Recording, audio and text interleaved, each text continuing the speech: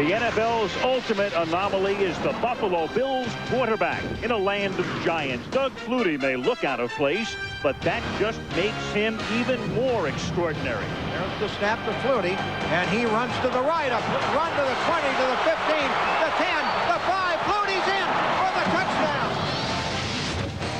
Wins and losses. That's all I've ever looked at. A block by Flutie, unbelievable block by Flutie. You're trying to win a game any way it takes. I think my job as a quarterback is to make good decisions and put us in a position to have an opportunity to win. Here's Flutie backpedaling in the pocket, lets it fly, and it is caught in the end zone for a touchdown. Now Dan Marino and the unbeaten Dolphins are next up for Buffalo. This one will let us know where we stand. How far do we have to go to be where we want to be, or are we there? It's a litmus test for Doug Flutie and the Buffalo Bills as they meet the Miami Dolphins. This ongoing AFC East rivalry continues tonight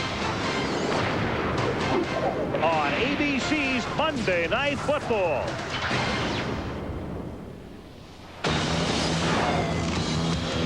There he goes. There he goes. There he goes. Well, it's time to blast off and get underway. The NFL's best are ready to play. Last year, the Bills let the big one get away. Now they'll go again for Dolphin filet. You better be ready. Strap in and hold tight.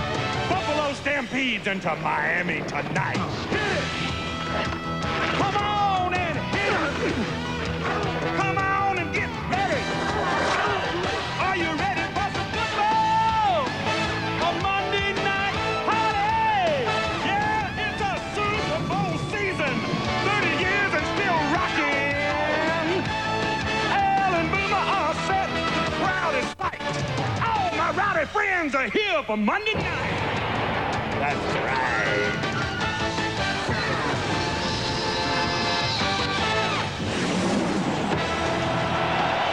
It is hot and sticky in South Florida. Temperature about 80. Humidity in the 80s. Pro Player Stadium is sold out. Fireworks exploding as the Dolphins get set to host the Buffalo Bills. Al Michaels with Boomer Esiason and Leslie Visser. The Buffalo Bills began the season on a down note, losing to Indianapolis, but have played very well the last 2 weeks, knocking off the Jets in Philadelphia. And their defense has not allowed a touchdown for 9 quarters. We'll find out just how good they are tonight. And hopefully the lights will stay on in the stadium tonight, which they are. The Miami Dolphins, on the other hand, are a team that's started the year with a victory over the Denver Broncos and then knocked off Arizona. So they come in 2-0 in this crazy NFL season when nobody knows who's great and who's not so great. The Dolphins might be the best team in the league, at least in the opinion of many. And maybe Dan Marino finally gets back to a Super Bowl. It's Miami and Buffalo from Florida. This game can be heard using the SAP feature on your TV set where available. Brought to you by National Car Rental. We're back, and we've all heard about the night the lights went out in Georgia, but they went out in our booth in Florida tonight, Boomer. As we take a look at Doug Flutie, the one thing about Flutie, it's always a treat to see him. Doug will be 37 at the end of the month, and what a miracle comeback last year. Al, he's terrific. He's the master of improvisation. It's all about adjusting and improvising, and that's exactly what you learned tonight as we open. Yes. He is a terrific inspiration. He shows his players how to get it done. Not only has he inspired his players, he's inspired the entire city of Buffalo. And really right now tonight, he's going to face a defense that's going to be in his face, and it's going to take some miracle plays by Doug Flutie to win this game. Well, Dan Marino has been an inspiration to his fans and to his Dolphin teammates through the years, if indeed, Boomer, he is to get back to the Super Bowl. Though this year, a la Elway, the last 2 years in Denver, it won't be a one-man show. Well, this is certainly not the glory years of the Miami Dolphin offense the way it used to be. Jimmy Johnson likes to win with defense. He wants to win 21-17, 17-10. That's what he would love to do and run the football. He's basically taken the pressure off of Dan Marino, and he has one of the best defenses in football, led by Zach Thomas, his monster middle linebacker, and his two outstanding cornerbacks, Terrell Buckley and Sam Madison. So with our designer lighting in the booth, but the regular foot candles in play out on the field. A look at Miami on Monday night. The Bills and the Dolphins on Monday Night Football. ABC Sports welcomes you to the following presentation of the National Football League.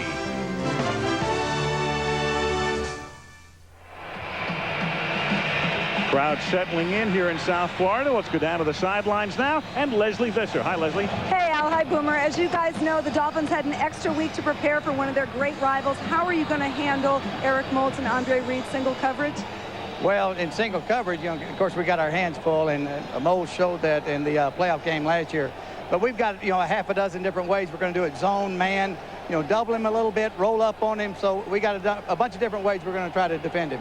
And what is the key offensively? You always stress the Dolphins are going to run the ball. Yeah, we've got to be patient with the run. Those 3- and 4-yarders in the first quarter might turn into 6- and 7-yarders in the fourth quarter. Well, thank you, Jimmy. Good luck to you. And as you know, the field here is the actual Super Bowl field. It is the sod that was the Super Bowl. It was replaced. And Leslie, we heard most of that, and I think it will work, obviously, to the advantage of the players, because, and not only that, but also it's aesthetically a heck of a lot nicer than it was a week ago when the Marlins were still playing. So it's the 95 Super Bowl turf. Where has it been for the last 4 years? It's been sod stud, or what's going on? That's right, at a sod farm in Ocala. Here is Steve Christie to kick off for Buffalo. And it's taken at the 1-yard line. This is Jerry Wilson, who plays in their nickel and dime defensive packages, taking it back up to the 22-yard line. And that's where the Dolphins will begin this drive with Dan Marino in the class of '83. So here is Dan in season 17. Has not been to the Super Bowl since his second year, the 1984 campaign, when they wound up losing to San Francisco in Palo Alto. The backs and receivers, Abdul-Jabbar starts. Conrad, good-looking rookie from Syracuse. Martin and McDuffie outside, and Drayton is the tight end. And a very experienced offensive line. Webb, Gogan, Ruddy, Donnelly, and Brown. From the 21-yard line on first down, they begin with Abdul-Jabbar, one of 3 running backs. You will see a lot of action tonight. The ball comes loose, but we heard whistles, and the play was whistle dead. His forward progress was stopped, so there's no fumble. Wade Phillips already disgusted over that call, what he felt was an early whistle. Coaches are always disgusted over calls. Well, not Jimmy with that, because Richmond Webb is hurt. The left tackle is on the grass right now as we look at the defense for Buffalo. Hanson, Washington, and Bruce Smith. They play a 3-4. Rogers, Hollisek, Howard, and Northern are the linebackers, and the secondary, Irvin and Smith, Jones and Scholes. One of the things right now that the Dolphins could ill afford is losing Richmond Webb. They're already thin on their offensive line. They're missing their best offensive lineman, according to the Dolphins, number 63, Mark Dixon. You can take a look right here. This is the fumble, and they've already said that his forward progress was stopped, and we saw from up here the official on the sideline pointing to the ground, indicating that he was down. So this is a correct call by the officials. But going back to the injury, Al, they're very thin on the offensive line. Really only 2 backups coming into this game, so they got to be hoping that this is not too serious. Well, Mark Dixon is already out. He's been splitting time with Donnelly. Now there's Webb. Webb signed late. There's Dixon. So Webb comes off. We'll check on his status. And Brent Smith comes in to spell him. And the interesting thing that the Dolphins did for this game, they moved Kevin Gogan, who was alternating with Donnelly at right guard, over to left guard, for the sheer fact of having a tough player with a reputation in front of Bruce Smith on that left side. There he is, Kevin Gogan, one of the nastier players in all of the National Football League. Renowned. Second down and 8 from the 23-yard line. Marino. Pocket breaks down. He tries to shovel it ahead to Abdul-Jabbar, and that's an incomplete pass. John Hollisek put the pressure on along with Rogers. You can see when Holisek, number 52, is coming, it's a blitz by the linebacker. They double team Bruce Smith on the left side, and that leaves the guys on the other side. Phil Hansen, Holisek, all of these guys, Ted Washington in the middle, singled up. And you can see right there, Jabbar does not make the block. And Holisek avoids him and forces Marino to get rid of the ball quickly. But a smart play by an older quarterback. Try not to take the sack. Don't worry about your completion percentage. Just keep your team in good field position and give yourself an opportunity to make a first down. And he does. It's 3rd down and 7 with the ball at the 24-yard line. Marino out of the shotgun. The Bills rush 4. And the pass is too high, intended for the fullback Pritchett. So the Dolphins have a 3-and-out and an injured Richmond Webb in an inauspicious beginning to this game. Not the way you want to start, Al. And we talked about at the top of the show that this is not a Dolphin offense that we remember. The high-flying circus catches, balls down the sideline. They're still capable of doing that, but that's not the type of game that Jimmy Johnson wants to play. So if they get in 3rd and long, it's going to be tough for them to make first downs. Tommy Hutton is the just signed punter, the Philadelphia veteran who replaces the injured Brent Bartholomew, and his first kick is a duck that goes out of bounds at the Buffalo 41-yard line. So now Flutie getting last-minute instructions from the offensive coordinator. Joe Pendry comes in. Doug, the Heisman Trophy winner in 1984 at Boston College, had that miracle moment just down the road at the Orange Bowl against the Hurricanes in November of '84. Smith and Gash in the backfield. Moulds and Reed outside. Remersma is the tight end. The offensive line, Fina, Reuben Brown, Ostrowski, Ziegler, and Hicks. Brown earlier in the week with a hamstring pull was questionable. But in there, he's a Pro Bowler, 3-time Pro Bowler, starting tonight. Out of the eye on first down, and Flutie going right to the air. Improvising, throws on the run, finds the open man. That's Remersma, who gets taken down to the 35. So Flutie works some early magic. You know, the thing about Doug Flutie, when you watch the Buffalo Bills on 1st and 2nd down, when he's underneath center, they will use the outer part of the field because he has better sight vision. When there's crossing pattern in the middle, he might lose the guy in the middle because he won't be able to find him. So he has to move to find those zones and find those holes, and that's exactly what he did right there. Buffalo with a first down at the 35-yard line. On the ground, it's Antoine Smith. Big hole to the outside, gaping, and it's a 20-yard pickup as Smith takes the ball to the 15-yard line, tripped up by Calvin Jackson. And Sam Gash, one of the reasons Gash went to the Pro Bowl last year as the fullback was the type of block that he threw on that play to help spring him. The interesting thing, too, Al, is that he was asked to block Zach Thomas. And he did. Mixon, Bowens, Gardner, and Taylor up front for Miami. Rodgers, Thomas in the middle, and Jones, the linebackers. Buckley and Madison will have their hands full tonight. Jackson and Marion are the safeties. And look at this as they line up 4 receivers to the left side. In the most unusual set you'll ever see, and he comes back the other way and nearly has it picked off by Zach Thomas. The interesting thing, Al, one of the reasons you would do that is you want to try to confuse the young defense and create matchups. He was looking for Eric Moulds out here one-on-one against Terrell Buckley, and Terrell did a great job of holding him up at the line of scrimmage. Doug had to come off of him and start looking for his other receivers. But as I alluded to before, when he's in the pocket, at times he'll have trouble seeing down the middle of the field, so he'll have a tendency to work to the outside. And that time Zach Thomas read his eyes and made a break on the ball. Thomas hanging in there despite Flutie stepping left and throwing right. Jonathan Linton is in the game as the sole setback, and that's Linton with the ball. In his second year out of North Carolina, picks up 2, and Thomas goes to the far sideline to make that play. Zach all over the joint early. Most coaches around the league will tell you that the key to the Dolphin defense to be able to run against them is to get somebody on Zach Thomas. Those 2 big tackles inside, Tim Bowens and Daryl Gardner, do such a great job of holding up the offensive linemen and to keep them from getting up to him. And he's one of the best tacklers in all of football, and he showed it right there. The report on Richmond Webb, bruised left knee, expected to return. 3rd down and 7 from the 12. And this play is whistled dead before its inception. There was movement up front, whistled dead, and you can see the Dolphins indicating illegal procedure, which it will be. Referee tonight is Bill Carollo. Full start.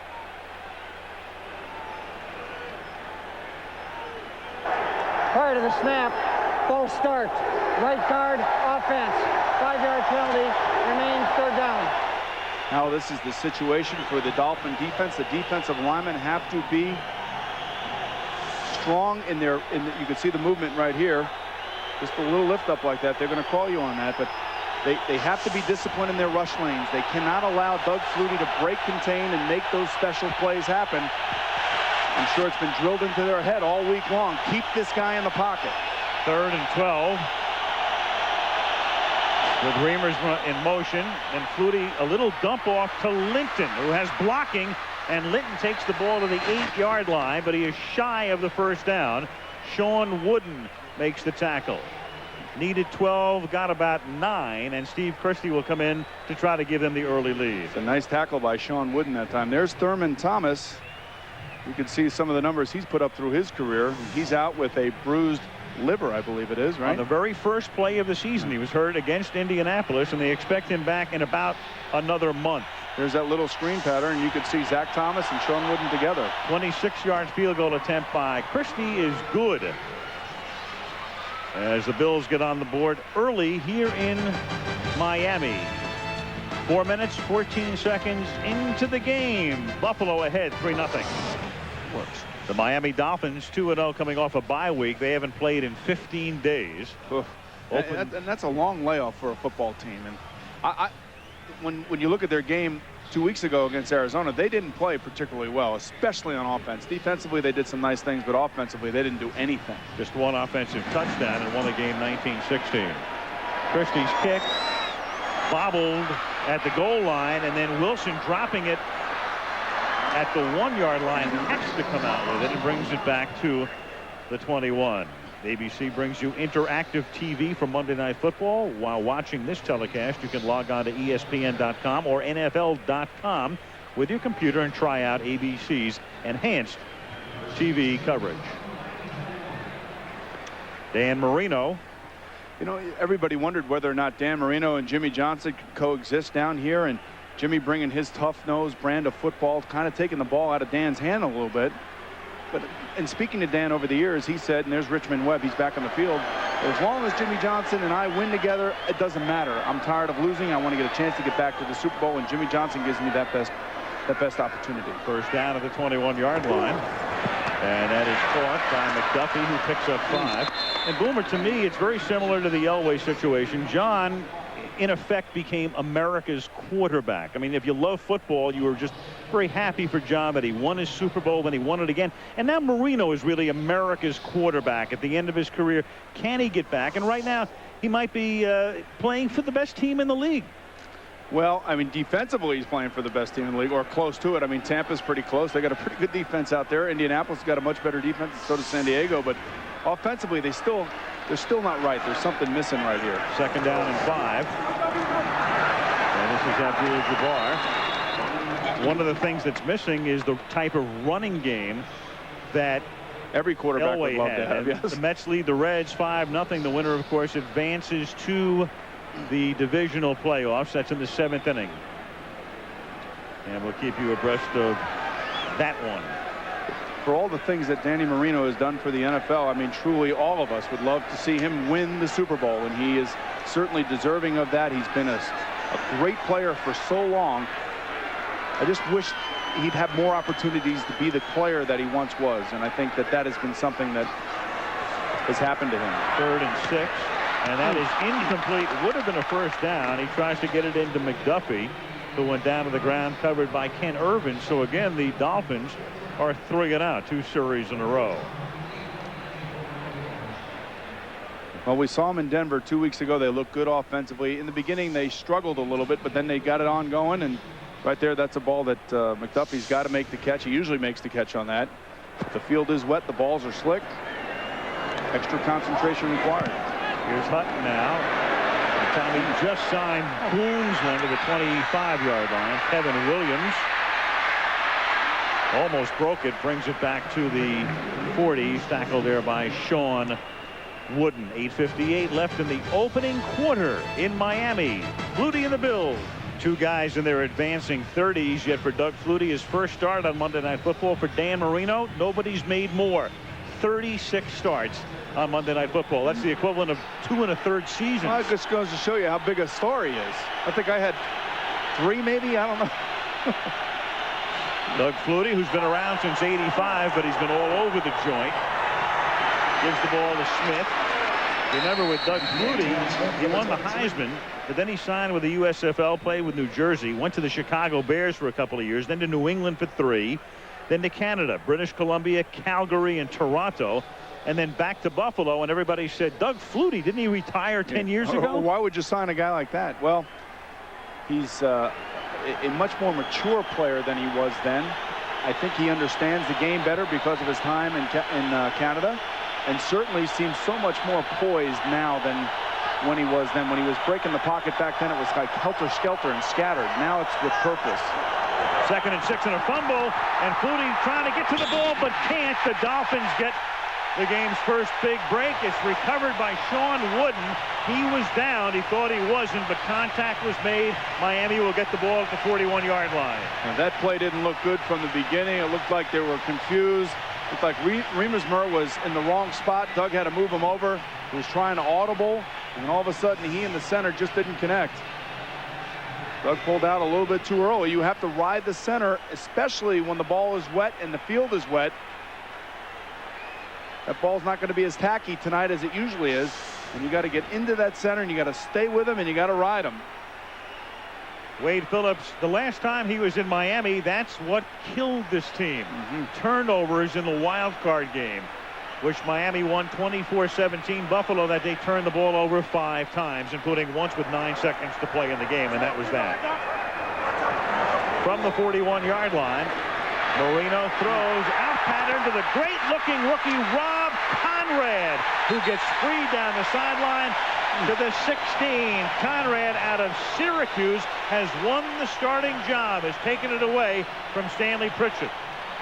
Al, you hear so much about this running game in Miami. Forget that. Let him throw the football, and you could see it off the play action. But he still has the quickness. He still has the accuracy with the ball. Look at this, a nice, pretty spiral. Throws it right out to Conrad. And Jimmy Johnson was telling us that Conrad reminds him a lot of Moose Johnston down in Dallas.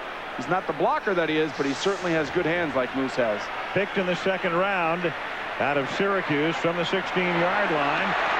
A little toss back to J.J. Johnson, another rookie. Johnson also picked in the 2nd round out of Mississippi State. Polasek getting into it up front with Kevin Gogan. What else is new is right. I love playing with guys like that. Guys like that are in your face. They're just antagonizing everybody. They're pushing, they're shoving, they're doing other things under the pile that I'm not allowed to tell you about. But those are the type of guys you want in your huddle. Kind of like the Conrad Dobler of the 90s, huh? That's exactly right. Take a look at this. I mean, this guy is just not going to take any guff from anybody. The Polasek has him by the face mask. Well, you know, the Bills know that coming in, too, that Gogan can be a hothead. So I wouldn't be surprised if they're trying to goad him along a little bit right now. 2nd down and 6. Marino to the corner of the end zone, but too deep, intended for Troy Drayton, who was covered by Sam Rogers, the linebacker, hanging right there with him. 3rd down and 6 now. Buffalo off to an early lead, 3-0. Take a look at Troy Drayton. He looks like a pull and tackle out there. He's 6'4", 280. It's a wonderful athlete. This is the new breed of NFL football player when you see the size of these tight ends. And you take a look at them, and I mean, it's come a long way. You see a couple new guys in the league that are now 6'7", 6'8". This year, in the red zone, Buffalo has had its problems.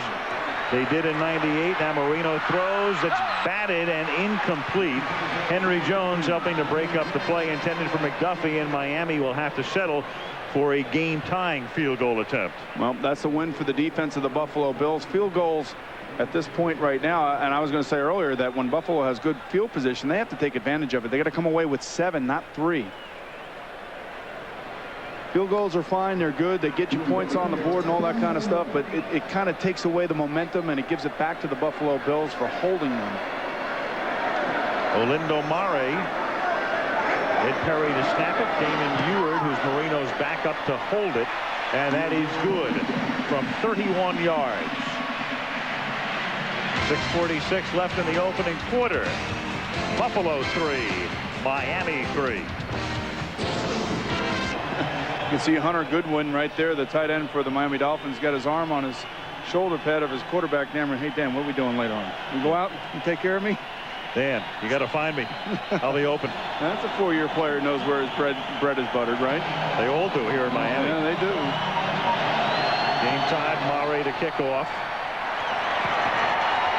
Taken at the goal line by Kevin Williams. And Williams gets spun down up at the 24-yard line by Patrick Surtain.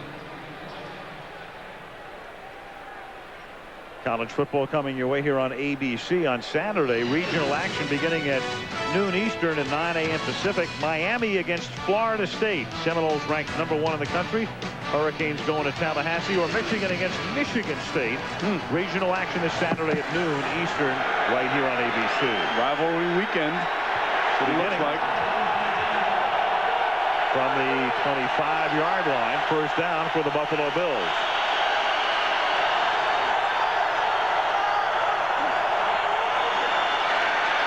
Flutie buys time, going deep for Moles, and blanket coverage provided by Buckley. Last year in the playoff game here, and Jimmy Johnson referred to it at the top in his interview with Leslie Visser, Moles had a fabulous day. 240 yards, 9 catches, including on the opening play of the game, a long bomb, which he then fumbled to Miami. You can see right here, this is one of the things that the Dolphins kind of make you think that you can do, is create big plays like that. And Terrell Buckley is right there step for step. You just got to keep going at it, because the chances of you making it are pretty good. Moles has been a big play guy.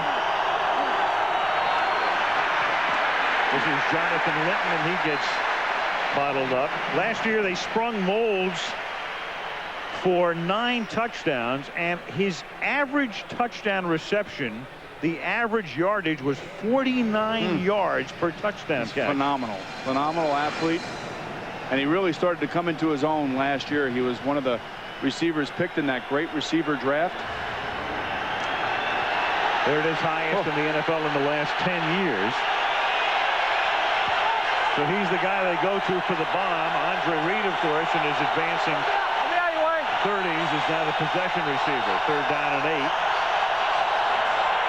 They string it out, and Flutie throws, and that's incomplete as he tried to get it into Kevin Williams. Well, from our vantage point up here, Al, you could see that the receivers for the Buffalo Bills are covered all over the field. This is the thing that Jimmy Johnson loves to see. He wants his DBs to be right in the face of the wide receivers, and you know, right now they're winning right now, and you could take a look right here and see how everybody's covered. Look at this. There's somebody with everybody right there in that little triangle. Just throw it away and try to play defense now. Chris Moore, rush was on. High floating kick. Fair catch called for, made by Buckley at the 39-yard line. 5.5 minutes to play in the first quarter. The Bud 1 airship high above Pro Player Stadium. That thing's up there tonight? It's up there. Oh, yeah. Does he know that there's clouds and rain and all that stuff in the area? We have weather around here, Al. No There's T-storms, serious baby. weather around here. No T's. Well, that guy deserves a raise for being up there tonight. That's all I can tell you. He'll get one now.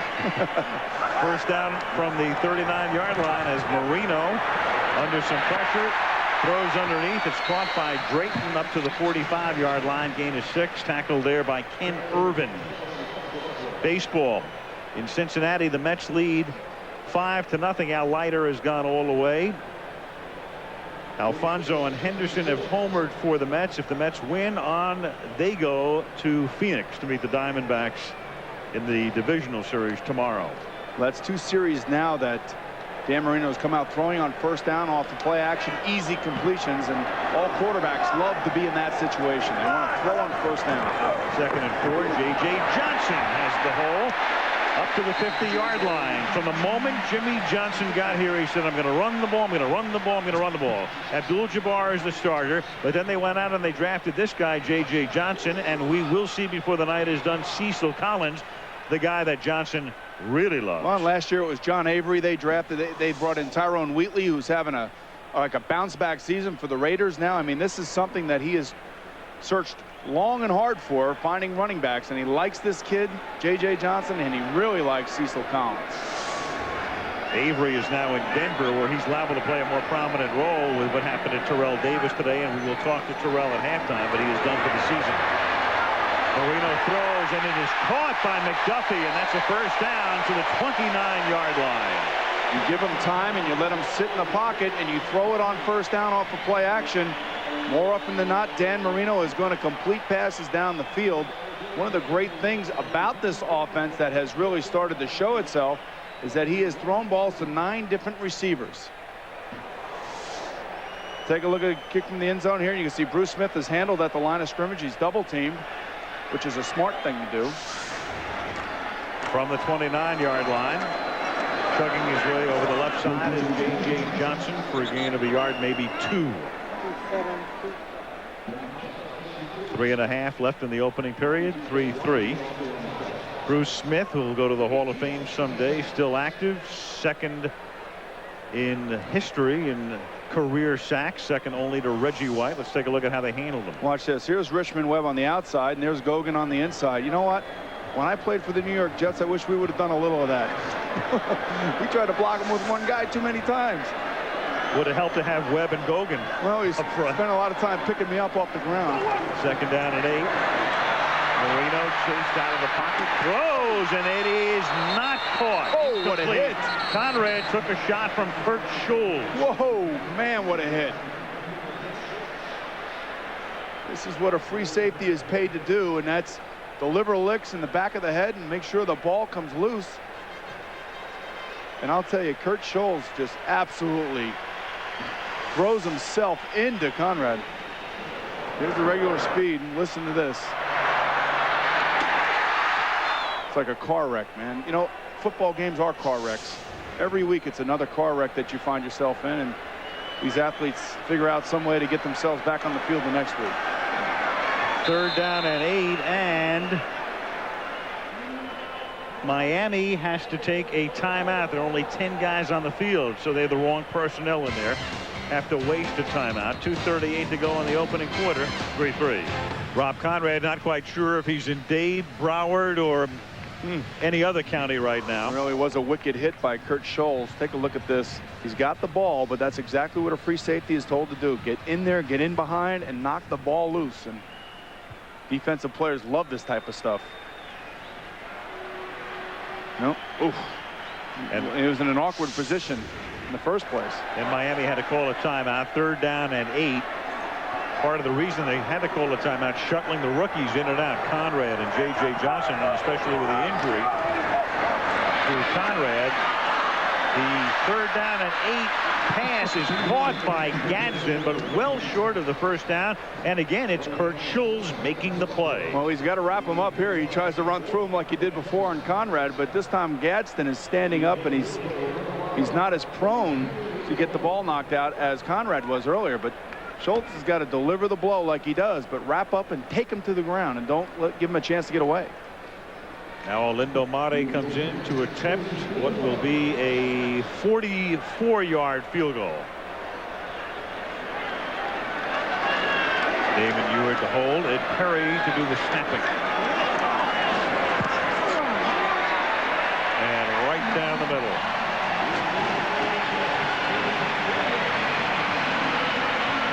From 44, 6-3. Wade Phillips watching his team now trailing by 3. He'll send Flutie out there in a moment. And when you think about Miami and Doug Flutie, forever the city, and Doug will be intertwined. That Boston College Miami Classic in 1984, end of the game, and Flutie working his magic some 15 years ago. With so much on the line, and Miami coached by Jimmy Johnson. I think he's seen enough of this. Oh, look at Jimmy right there. Look at that coiffure. A few pounds lighter and less gray. And there was Gerard Phelan in the end zone, hauling it in at the old Orange Bowl. 47-45 Boston College. Well, he's been doing it like that ever since. He did it up in Canada. He certainly did it here last year. And he's a terrific story, Al. I mean, for a lot of different reasons, and I'm sure we'll hit a lot of those other reasons as the game goes on tonight. But he's just an inspiration to all. He's kind of captured that city. That city was looking to try and replace Jim Kelly and the memories that he created there in Buffalo, and he was the right medicine, the right mix for the Buffalo Bills. They started off slow last year. Rob Johnson got hurt, and due to a freak play against the Jacksonville Jaguars where he scored at the end of the game and won that game, he took over an entire city and team. Mare's kick. A yard into the end zone. Kevin Williams coming out with it. And the University of Miami grad gets taken down by Sean Wooden up at the 18-yard line. What happens when Drew and his friends get busted selling beer on the web? The Drew Carey Show, Wednesday, 9 Eastern, 8 Central, right here on ABC. You ever sell beer on the web? Nope. Have you ever bought beer on the web? No. Nope.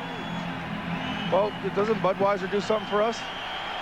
Just call them up and tell them to send it to you. All right. All right. First down at the 18-yard line for the Buffalo Bills. Smith. Antoine up to the 22-yard line, gain of 3. Monday Night Football is being brought to you by Xenical. Ask your doctor about Xenical today. Jeep, makers of Grand Cherokee, Cherokee and Wrangler. Monster.com, there's a better job out there. No, there's not. And Charles Schwab, when we created a smarter kind of investment firm, we also created a smarter kind of investor. You could say that Monster.com every week, Al. I'm one happy camper up here. Second down and even when the lights go out, second down and 7 from the 21-yard line. Oh, and Flutie's pass is incomplete. It was one hopped by Buckley. Incomplete. Thomas wants a holding call. Doesn't get it. Interesting. Andre Reed did the smart thing and upended Terrell Buckley on that play and didn't take anything for granted. Tim Bowens took exception to that, but take a look at Zach Thomas. Here he comes on the blitz. I mean, he comes, and you could see number 79, Reuben Brown, protecting his quarterback like any good lineman should do. Just grabbing him and holding him up and keeping him away from Doug Flutie as best he can. Third down and 8 from the 21-yard line. This is where it's so tough against Miami right now, Al. With the voice, the loudness. Flutie take it off. Doug with the first down and a lot more up to the 39-yard line. You see that little move at the end there, and most quarterbacks will slide. Doug Flutie doesn't slide, and what that means to his teammates, I can't even begin to tell you. A couple weeks ago against the New York Jets, Doug Flutie doubled back and threw a cross-body block against Mo Lewis, the linebacker of the Jets. Little plays like this can inspire an entire football team to play better than they are right now. They've been struggling on offense. Let's see how they come after this play here. Stay in your lanes. The defensive linemen have to make these tackles if they're not going to blitz them. 17-yard gain, first and 10 from the 39. Flutie. Oh, he's got him. Open.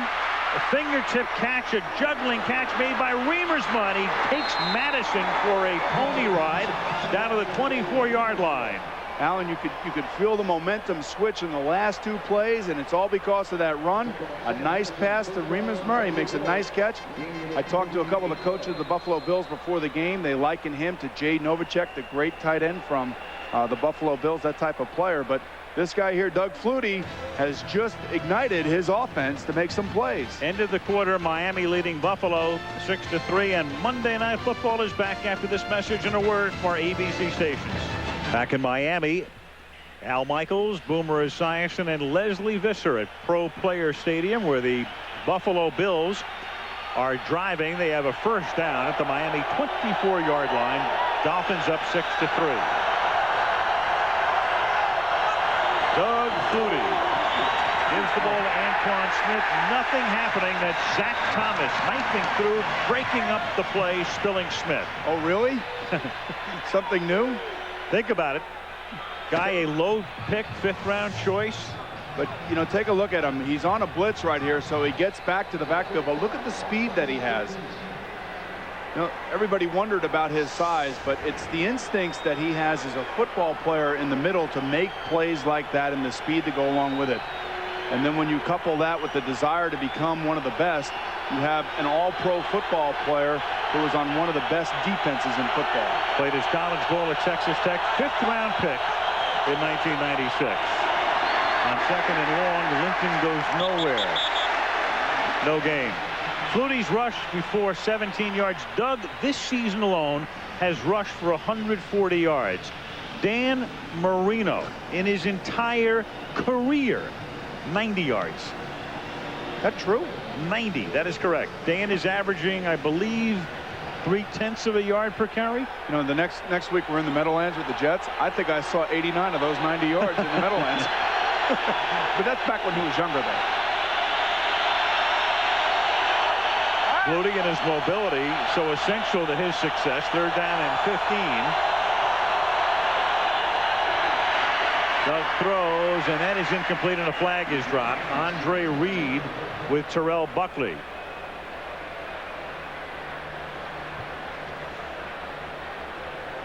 Prior to the snap, false start. 35, offense. Well, whatever 5-yard penalty, remains 3rd down. Whatever momentum they had, it seemed like that the change of quarter took them out of that. It was almost like a timeout in basketball. When a team is on a run, the coach will call timeout, sit everybody down, and try to disrupt the flow of play, and I think that's exactly what happened in between the quarters here with Buffalo. 3rd down and 20. If you're wondering why they didn't take the play, there was no play. If you have a false start like that, they whistle it dead. The players didn't hear it, so there is no option. 3rd down and 20 at the 34-yard line.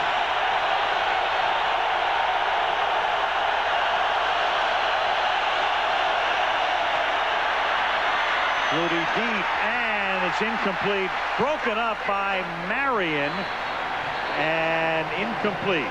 Kevin Williams, the intended receiver. Ball a little bit underthrown that time, but the receivers have to get away from the DBs. It's the responsibility of the receiver to be able to make a move on a DB, especially when they're one-on-one, and give that quarterback some space and some room to deliver the ball confidently. And right there, Williams had the space, and Doug underthrew the football. So Williams, he did the right thing against the coverage. Now Christie. What a nice and kick. From 52, it's good. So Steve Christie, who's been sharp this year from inside 40, but hadn't made one from outside 40, bangs one through from 52 yards away for a smiling Wade Phillips, and that knocks the game 6-6. 4 field goals in the game thus far. Jimmy Johnson loves this, Al. This is Brock Marion fielding the kick from the goal line. Marion is back out to the 24, tackled there by Gabe Northern. Week 5 next weekend, Sunday Night Football on ESPN. Battle of the Bays from Lambeau, Tampa Bay against Green Bay. And then Monday night we go to the Meadowlands. Next Monday night, the Jacksonville Jaguars 3-1 against the New York Jets, who got off the schneid yesterday in Denver. The Jets and the Jags. It should be a good ball game next week. Jacksonville's offense, not looking as powerful as we thought. They had a little trouble yesterday against Pittsburgh. But how about that Tampa Bay defense, though?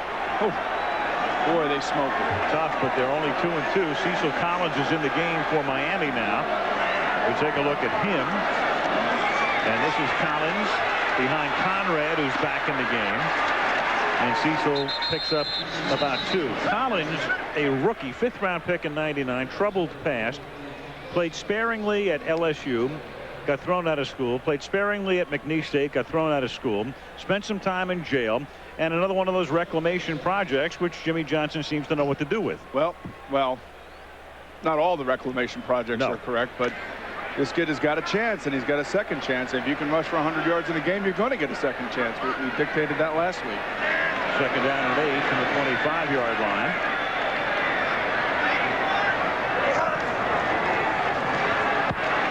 And Marino throws to Conrad, and Conrad with a 1st down up to the 43-yard line. The rookie from Syracuse shoved out by Sam Cowart.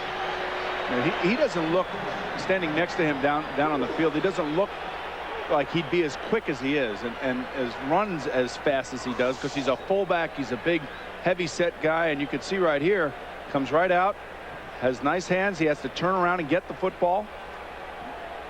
And luckily he was on the sideline and had the ball in the proper arm, Al, and that's why you put the ball in the outside arm on the sideline. So if they do knock it out of your arm, it goes out of the side, it goes out of bounds. He comes out again. Remember, he was the guy who took that shot from Kurt Schulz about 15 minutes ago from the 38-yard line.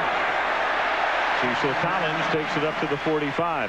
On the subject of reclamation projects, and this is beyond that, of course, the Demetrius Underwood situation. You've read about it. The #1 pick of the Minnesota Vikings didn't work out there. Miami picked him up, and then he attempted suicide. He tried to commit suicide last week in Michigan. He's still in a Michigan hospital. The Dolphins, of course, are standing behind him and hope that he can not only get back to playing football, but more importantly, get his life back in order. Second down and 4 from the 44-yard line. Collins cuts it back, and Collins to the 50-yard line, and that is a first down. And you could see why Jimmy Johnson likes Cecil Collins. He's a between-the-tackles runner. He'll go down low. He'll break some tackles. And he's going to have a chance now. He's healthy. His ankle's back to normal. And between he, J.J. Johnson, and Kareem Abdul-Jabbar, they have a pretty good set of running backs back there now. This is what Jimmy wanted. I mean, Jimmy said from day one in 1996, I'm going to run the ball. I'm going to run the ball. Now he's got 3 guys who can really run the ball, plus Conrad who can catch the ball coming out of the backfield. And their offensive line is better with the addition of Kevin Gogan. Once they get Mark Dixon back, they'll be back. They'll have a solid offensive line. They'll have a solid backup, and certainly that has helped them at this point. Marino throwing, and that's incomplete. Intended for Rhonda Gadsden and covered there by Ken Irvin. So it'll be second down and 10.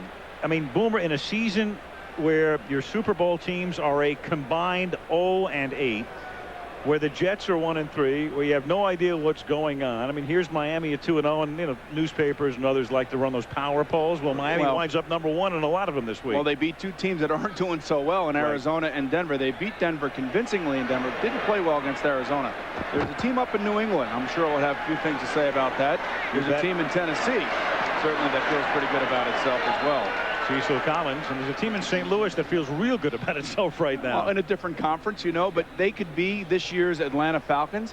They have an easier schedule when you look at it. They have to play the AFC Central with Cincinnati, Cleveland, teams that they should probably, well, they did. They beat Cincinnati yesterday, the St. Louis Rams did. So this is a unique season in a sense that some of the have-nots will have an opportunity because the haves are losing players left and right due to injury.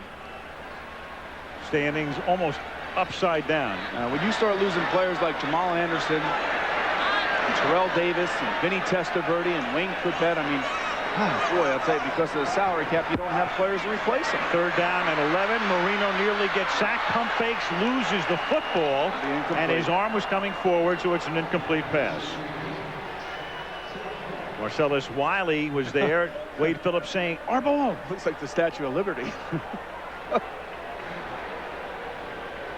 Wade, whose father, of course, was Bum Phillips, the former Oiler and Saint coach. You can see right here his arm is going forward. He tries to pull it back because he doesn't like the coverage. There's no question about that, but that's certainly an attempt to pass with his arm going forward. So the correct call by the official.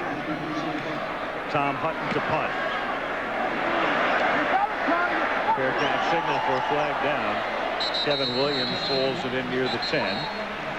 There's a marker down. And it's a hold against maybe Robert Jones. Bruce DeHaven is the Bills special teams coach. It's an interesting situation right here for Wade Phillips. What do you do? Holding 52 of the kicking team prior to the kick. 10-yard penalty. Repeat, 4th down. With the ball on the 9-yard line, it's the correct thing to do. The only reason I would say that is because, you know, Hutton's definitely has the leg to get it back down there, and with the conditions the way they are, as moist as the air is, the fact that this is one of those new kicking balls, you'll have to take into account of a possibility of a fumble or something like that, but they're thinking field position and return right now. You saw Mike Westhoff, the Dolphins special teams coach, who looked like he's been playing. What's the humidity, about 90%? 106. Here's Hutton's kick again. Another flag, and this is Williams taking it back to the 26. Hutton went down. Darryl Porter tried to block it and wound up going into him. I think it's going to be roughing the punter here. I don't think it's going to be running into the punter. There it is. And a face mask. Face mask. That's a personal foul and automatic first down.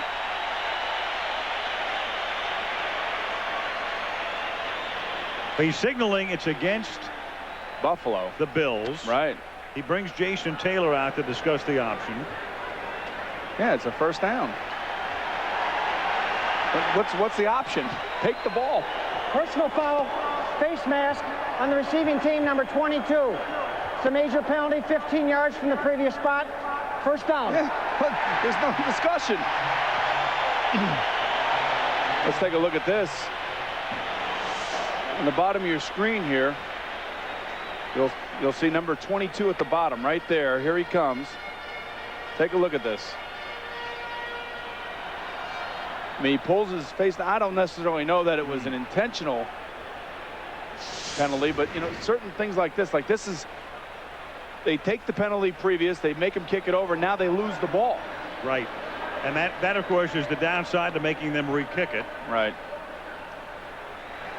They lose possession of it, so it's a huge penalty. Take it right here. He's got him right here, and he's going to grab the face mask of number 99. That Taylor. was Jason Taylor, yeah. Actually runs into the punter as well. I thought the way that it looked, I didn't see the face mask. It looked like it could have been roughing the punter as opposed to that particular call, but how bizarre is that? So Porter and Bruce DeHaven, with Porter pleading his case on the sideline. First down, Miami now at the 45-yard line. Whistles before the snap as the game has gotten ragged here. The officials want some airtime tonight, Al. Boy.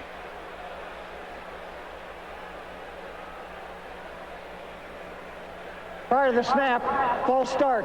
Right guard on the offense, 5-yard penalty, remains first down. The game's so close, so tight. Obviously, the last thing you need are little penalties like this and the big penalty prior to this. These teams always play tight, whether it's high-scoring games or low-scoring games, and certainly the last thing you need right now are these little ticky-tack penalties like this. First down for Miami at the 50-yard line.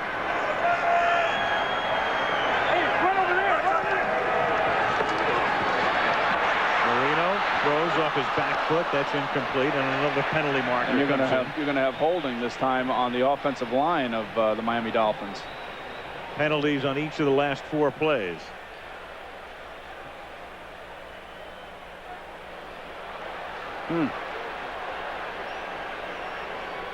Johnson's not going to dispute that one.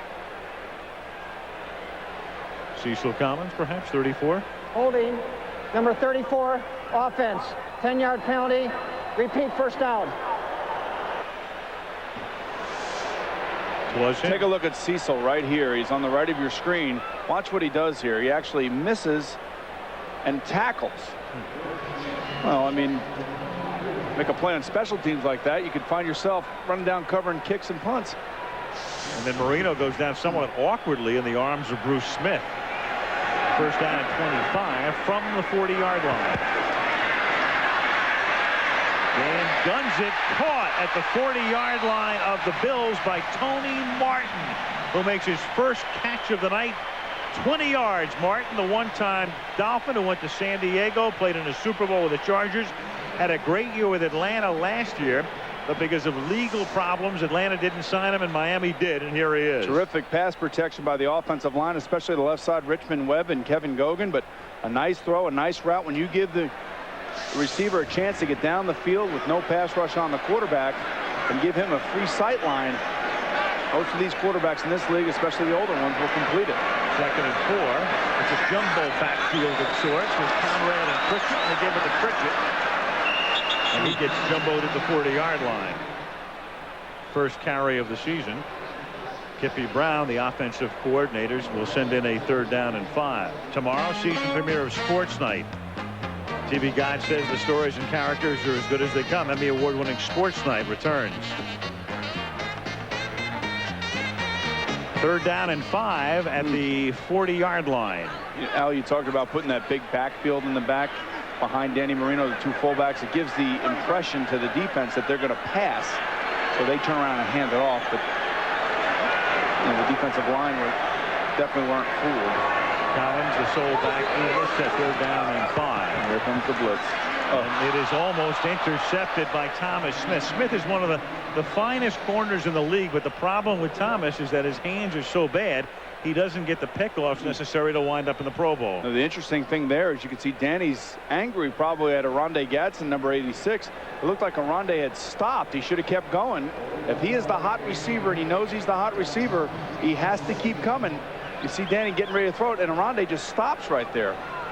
Well, Danny's facing a blitz. Smith has got to make that play, but the question is does Aronde Gadsden have to stop? I don't think so. Miami 0 for 6 on 3rd down tonight, and the kick takes a nice sideways hop and goes out of bounds at about the 8-yard line. Time left in the half, 7:04. 6-6 in Miami. Buffalo in the first half tonight, 4 possessions, 2 field goals, a fumble, and a punt, the result. And now they begin deep in their own territory. This is really one of those games, Al, where if the offense could just stay on the field for 10 or so plays and maybe come away with 3, you give your defense a blow on the sideline and they could still be effective as the game goes on. First down, Buffalo from the 8-yard line, and Flutie on an out, and that's incomplete, intended for Moles, covered by Buckley. Let's go to Leslie Visser. Leslie. Alan, with a man that the Bills could use tonight, Thurman Thomas, who, as you know, took a shot on the first play of this season, bruised his liver. Thurman, you were in the hospital for 4 days. How are you, and when are you going to return? I'm feeling okay now. I started working out again, and the doctors say I should be back in about 3.5 weeks. Did you ever think of retiring? It crossed my mind a little bit. I know after 12 years in this league, an injury like this is something that you got to really take care of. And it crossed my mind, but I love this football team. There's no way I can retire now. What about for this game? What could the Bills use right now to break this open? Well, I think right now we got to get Eric Moles open. Him and Andre, 2 of the better receivers in the National Football League. And I think we got to run the ball a little bit better than what we're doing just to keep Dan Marino off the football field. Well, it's just not the same without having you in this game. Thanks, Thurman. Back to you guys. Thank you very much, Leslie. Antoine Smith picked up a yard. Thurman Thomas. And there is the baseball final. Al Leiter throws a 2-hit shutout. Mets advance, beat the Reds 5-0. Cincinnati season is done. And the Mets meet Arizona tomorrow, and the Astros play Atlanta in the National League Division Series. Mets had to win. There's 2-1 in salary difference there, isn't it? 3rd down and 9 from the 9. Corner blitz. Flutie throws, and it's incomplete, intended for Andre Reed, who's covered by Buckley. So Buckley is all over the joint. Jerry Wilson with a corner blitz that time, putting the pressure on. There he is. And you could see in the backfield that Jonathan Linton wasn't really sure, is that my guy? Is it not my guy? And he let Wilson come by, and he tried to actually make a stop, but he couldn't get to him. You could see he actually misses him and overruns him. And Doug tries to throw the football, but Buckley is all over him. Reed left the field a little gingerly. But Buckley came down on his left ankle. Chris Moore to punt out of his own end zone. And the ball just about dies at the Buffalo 40-yard line. 31-yard boot. 5:59 left in the half in this AFC East rivalry in Miami. 6-6. Reed, who has caught in his career more than 900 passes, 3rd most in history to Jerry Rice and Art Monk, is shaken up. Trying to shake it off as we look at Miami's possession. That's 3 punts, 2 field goals. And Miami has it at the Buffalo 39-yard line, 1st and 10.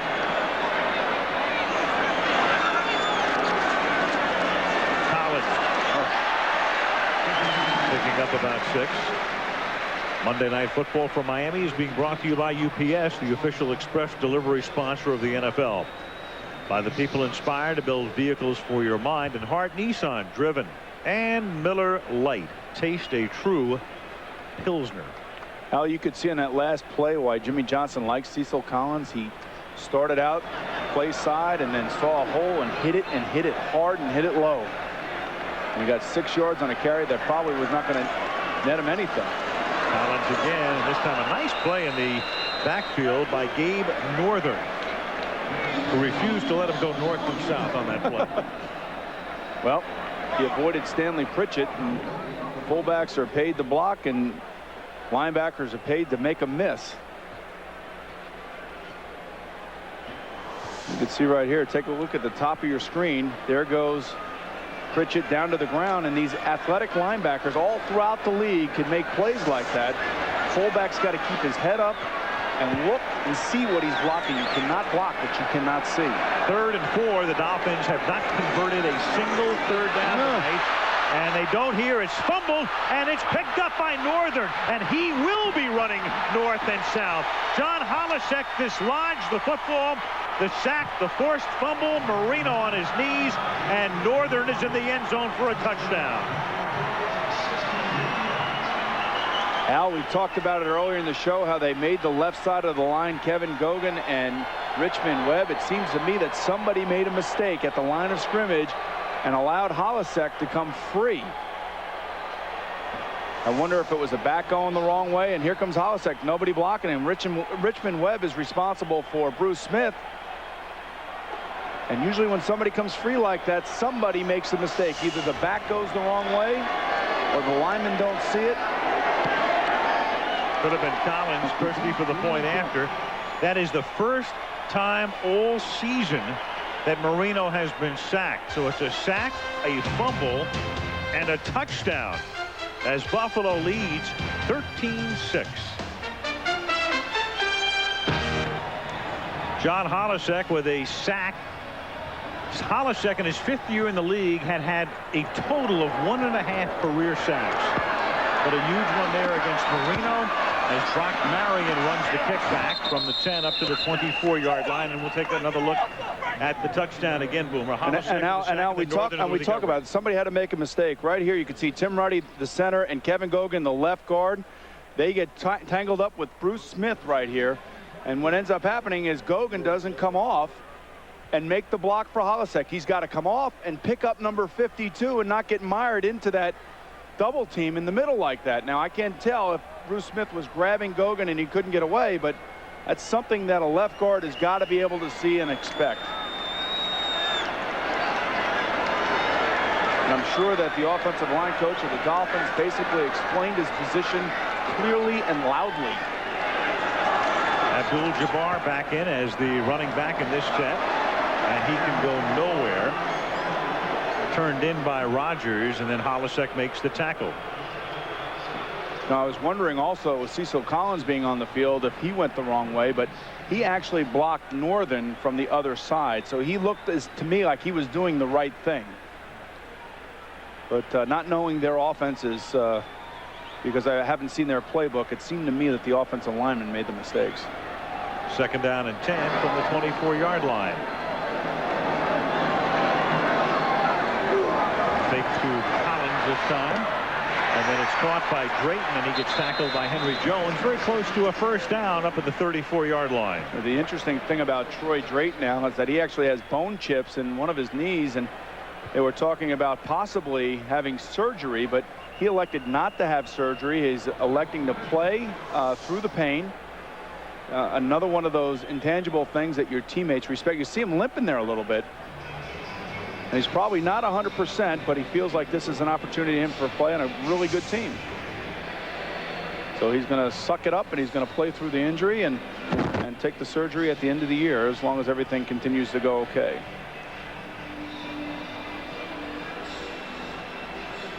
And by the length of the football, it is a first down for the Dolphins up at the 34-yard line. You know, Leslie was talking to Thurman Thomas before. Yeah, I think back to the Super Bowl in Tampa following the 1990 season. If Scott Norwood's kick is good, if Buffalo wins the game, Thomas is the MVP. That's right. You know, you think about Andre Reed, Thurman Thomas, and Bruce Smith. You can consider them the big three, like we always think of Aikman, Smith, and Irvin in Dallas. Tremendous football players that are going to leave a truly great legacy. This is Collins picking up a couple up to the 36-yard line.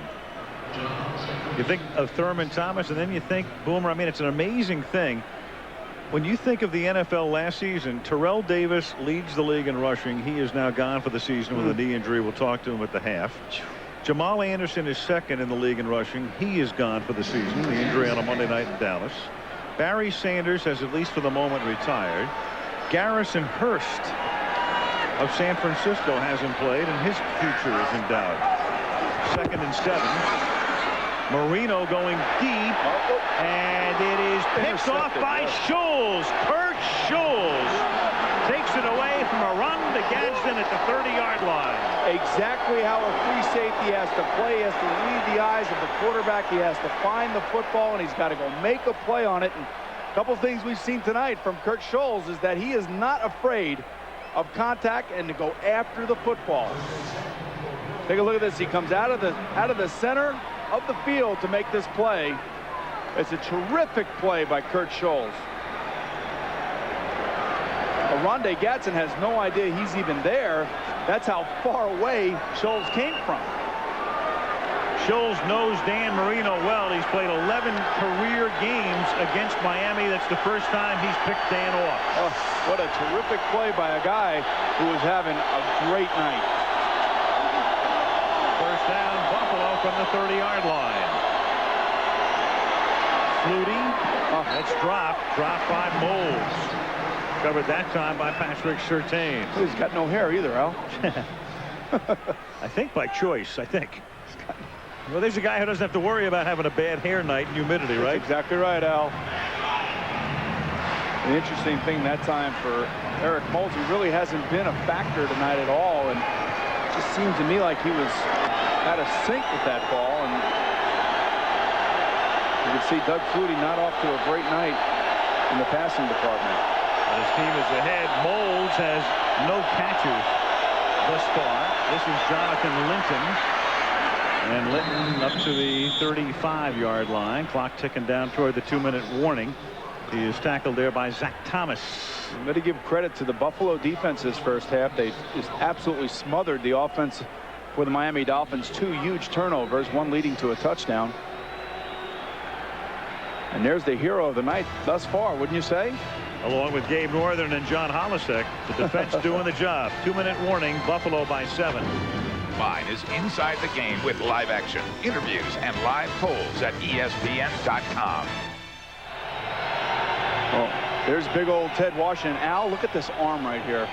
That arm is actually bigger than your entire body. You think so? That guy is listed at 6'4", 330. There's no way that he's 330.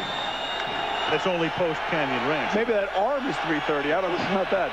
But actually, we kid, but Wade Phillips said that Ted Washington has really worked on his stamina and is now playing third downs at times as well. So that defense is really bringing it tonight. 3rd down and 6. Flutie throws. And that is trapped by Andre Reed. One hop by Reed, incomplete. It'll be 4th down. Buffalo will punt. Tomorrow. What could be so outrageous it would make Dharma do this? You'll have to tune in to find out. An all-new Dharma and Greg coming your way tomorrow at 9 Eastern and 8 Central Time. Looks like they're trying to sell the company there, and she doesn't want to get sold, huh? Is that the plot line? I don't know. I have no idea. Looks good, though. Nice dive. Yes. Sliding to a hole. Here's Moore. Short kick, but it takes a good Buffalo bounce. And it rolls dead at the 18-yard line with 1:41 remaining in the first half. What's coming up at the half? Let's check in with Chris Berman in New York. All right, Al, thank you. Coming up in our Toyota halftime show from the ESPN Zone here in New York, we'll detail the wild card playoff game between the Mets and Reds and our top 10 plays, including punt returns to beat the band and a defensive player's 98-yard dream. And Al, we look forward to your chat with classy Terrell Davis in what must be a very tough day for him. Thank you, Chris, and clearly it is. And as all of you who follow football know, Terrell Davis with a knee injury yesterday. He'll have surgery, and he is done for the season as the Denver woes continue. Now, the only thing I can tell you about that is that every time I see an injury like that that's career-threatening, I just have a greater respect for the men that play the game and the difficulties they have trying to to remain injury-free. Here's Pritchett on a little middle screen to pick up a lot of yardage up to the 36-yard line. The hurry-up offense. Kurt Schultz makes the tackle. 2 timeouts for Miami remaining. Well, Danny's the master, and we'll see how he works against this Buffalo defense, who looks a little bit confused inside right now. Bills rush 5, and Marino hits Gadsden, and he is inside the 30 to the 29-yard line. Ken Irvin finally brings him down. Marino needing the big play and getting it. No pass rush. We just got done talking about Ted Washington and his stamina. He was actually on the field in that particular play and really offered no pass rush whatsoever. And right now it looks like the Buffalo Bills are actually calling timeout because they looked a little bit confused to me. They were 5-man rush, and you can see Gadsden working on Smith. Got to the inside of him and then takes it down for a 36-yard pickup to the 28. Now, I talked earlier about how quarterbacks want to deliver the ball with confidence, and in order to do that, the receivers got to win downfield.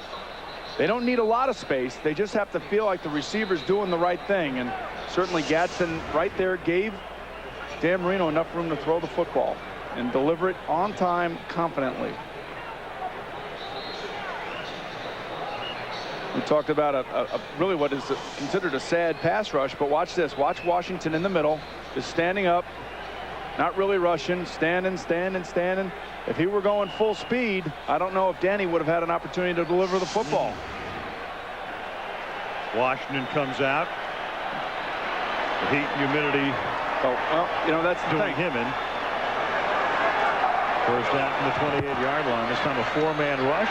The pass is caught on a slant. This is Gadsden to the 19-yard line. A gain of 9. Marino leading him up, conserving his timeouts. He still has 2. 2nd and 1. No panic at all. Been here a ton of times. Marino. And a first down. O.J. McDuffie will move the chains. 25 seconds remaining. I always felt, Al, in a game, especially when it was hot out, and the defensive linemen were getting tired, when you go to the hurry-up offense, you put an awful lot of pressure on them. And right now, there's just absolutely no pass rush whatsoever. And Dan's got clear line of sight. He's delivering the ball confidently. You wonder why a team like Miami playing a team like Buffalo wouldn't do that more often to get the game flowing and putting a little bit more pressure on those defensive linemen for the Buffalo Bills. So Ted Cottrell, the defensive coordinator, first down at the 14-yard line. Danny swings it out. It is caught, and this is J.J. Johnson. He can't get out of bounds, and Miami will have to use its second timeout here. 17 seconds left with 1 timeout remaining. Henry Jones able to keep him in bounds. Nice tackle by Henry Jones and a nice job of keeping Johnson in bounds. You'll see again, no pass rush, really. I mean, it looks like they're tired. Bruce Smith is out. Washington is out. This is basically the second group of guys that comes in, but really Henry Jones is out there all by himself with J.J. Johnson. If he doesn't make this tackle, it's a touchdown. Henry Jones is one of the surer tacklers in the league, and certainly shows right there why he is that. You know, it's the type of night you'd want to say Buffalo at least gets a break because it's not a day game, but it's almost as steamy at night as it has been during the day. It's here. like playing in a steam room out here, and then you have about 30-40 pounds of padding and uniform on, and it's not easy for the big guys. And the one thing that I asked Wade Phillips, you know, who's playing really good on your defense? Hey, Ted Washington is playing unbelievable, and we're happy with his stamina. He's given us a little on third down, and unfortunately in that last series he didn't do it. Keeping the cooler climbs. 2nd down and 7 at the 11-yard line. Duffy in motion to the inside. Marino surveying, then guns it, and it is almost picked off. It is knocked down by Irvin. Now you've got 10 seconds and 1 timeout. Well, Dan Marino caught a break right there. Irvin was right there, and Danny tried to force it in, and without any timeouts left, he tries to drill it in there to Tony Martin. Now, if Tony Martin catches this football, as opposed to maybe if Irvin catches, obviously it's an interception, but if Martin catches it and Irvin tackles him, the period's over. got to be careful where you're throwing the football. He knows that. I don't have to tell him, do I? I don't think so. No, I don't think so. He'll hear about it. Third down and I'll hear about it. 3rd and 7 from the 11-yard line. No play. We'll have a legal motion, I believe, on number 86. Gadsden. Prior to the snap, false start. 86, offense. 5-yard penalty, remains 3rd down. And this is a point here where you have to work the sidelines or you have to work the end zone. I'd be very, very careful working the middle of the field here. I don't think Buffalo is going to blitz. They'll probably sit back and try to keep everything in front of them. Sure. And concede a completion in the field of play and just lay on the guy. There's no way they can get the field goal team. 3rd down and 12 from the 16-yard line. Gadsden's got to work the middle and get down the middle somehow. And Dan throws it. It's caught by McDuffie, and he gets taken down at the 12-yard line, and they have that one timeout remaining. So with 3 seconds left. But you're right, it's so dangerous because if Marino takes an extra couple of seconds in the pocket, throws it over the middle, and then the receiver runs around, you're out of time. Well, I made the mistake and not realizing that they had one timeout left. But the fact is that you're right. 10 seconds ago, you got to be quick and you got to be decisive. You can't be dancing around back there, and certainly Danny was. See, that's why I'm up here and I'm not down there. That's not a why. Well, but you know how it is. You won the audition. Right, I did. You won the span. You got this job from Monster.com. You know that. I know. Well, being quarterback in the NFL is not a bad job either, Al. Well, it depends on which team and when. And if this guy's chasing you. So the half will end on this field goal attempt, barring a penalty. It will be from the 15-yard line, so a 25-yard attempt by Olindo Mare. Make it the 16, 26 yards. Mare's made 2 field goals tonight from 30 and from 44. Meanwhile, the Buffalo defensive unit has not given up a touchdown now in 11 quarters. Dolphins with 3 field goals in the half. That is the end of the first half. With the Buffalo Bills, thanks to their defense, which has provided the offense as well, leading 13-9. Coming up on the Toyota halftime show, top 10. Buffalo on top 13-9. The only touchdown in the game scored by the Buffalo defense. Doug Flutie and the Bills will get the ball. Olindo Mare to kick off. Second half is underway at Pro Player Stadium. And there's some confusion as to who's going to run it back, and Kevin Williams winds up with it. And he takes it back to the 26-yard line. Camille Loud was the guy who almost busted up the return. Let's go to Leslie Visser. Al, at halftime, both coaches were like boxers feeling each other out. Jimmy Johnson said, except for a couple of missed reads, they haven't really hurt us. We just didn't pick up the blitz on the Gabe Northern touchdown. He said, we've got to pick up the blitz and get rid of the ball sooner. Wade Phillips said, hey, we think our defense is playing great. And he said, Miami is Marino. We don't think they can run on us. Pretty gutsy. You know, thinking about the Buffalo offense, they have to get Andre Reed and Eric Moulds going. Neither one has a catch entering the second half. And yet they have the lead, and this is Antoine Smith. No running game yet for Buffalo. Antoine Smith tonight has carried the ball 6 times for 21 yards. Doug Flutie's only 3 for 12 for 71 yards. He has rushed twice for 17 yards, that they were all in the first quarter. This is an offense that we knew coming in was going to face a stiff test against this defense of the Miami Dolphins. 2nd and 11 at the 23-yard line. Now the defense of the Dolphins is quick, they're fast, they're young, they're athletic. The 2 big guys in the middle hold everything up to allow those fast linebackers to make plays over the top. With the play clock down to 2 seconds, Flutie scrambling, gets sandwiched, tackled at the 24-yard line. Jason Taylor is there for the tackle, along with Darrell Gardner. Let's take a look at the numbers through the first 30 minutes of play. 3 field goals from Miami, 2 field goals and a defensive touchdown for Buffalo account for the scoring.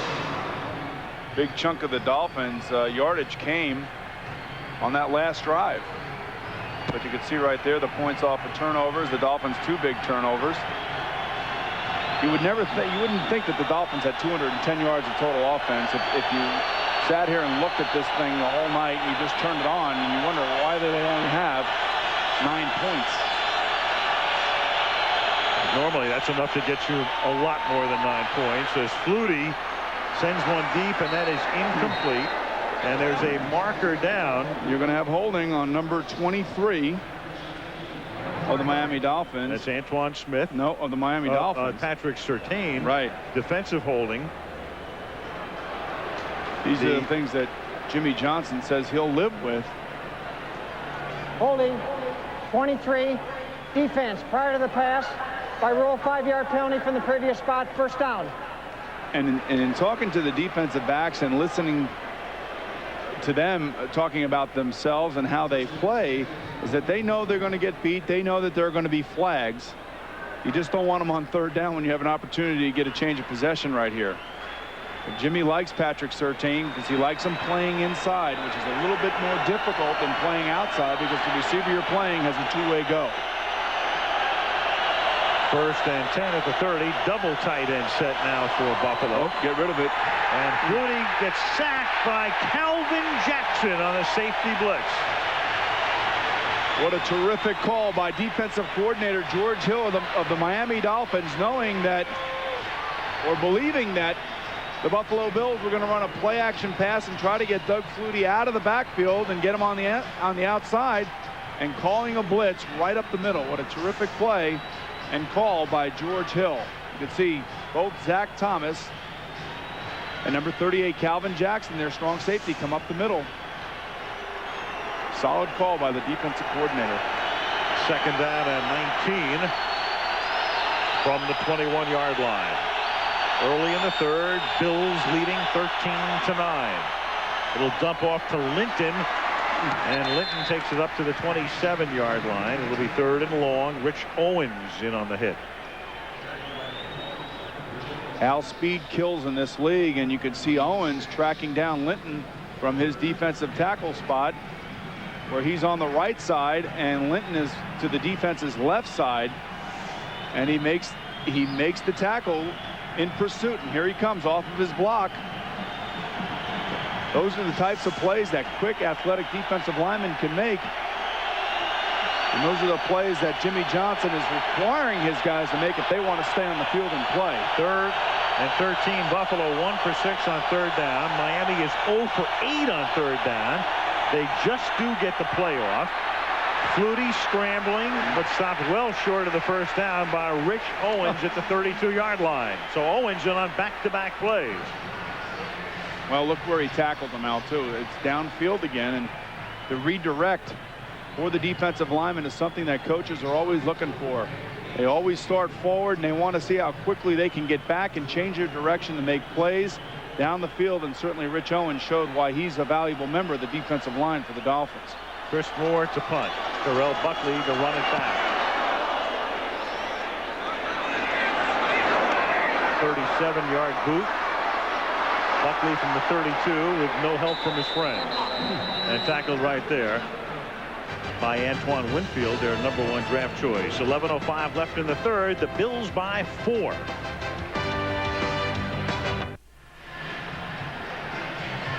Bud 1 airship hovering high above Pro Player Stadium here. And a reminder that you can go to ESPN.com or NFL.com right now and try our enhanced TV during tonight's telecast.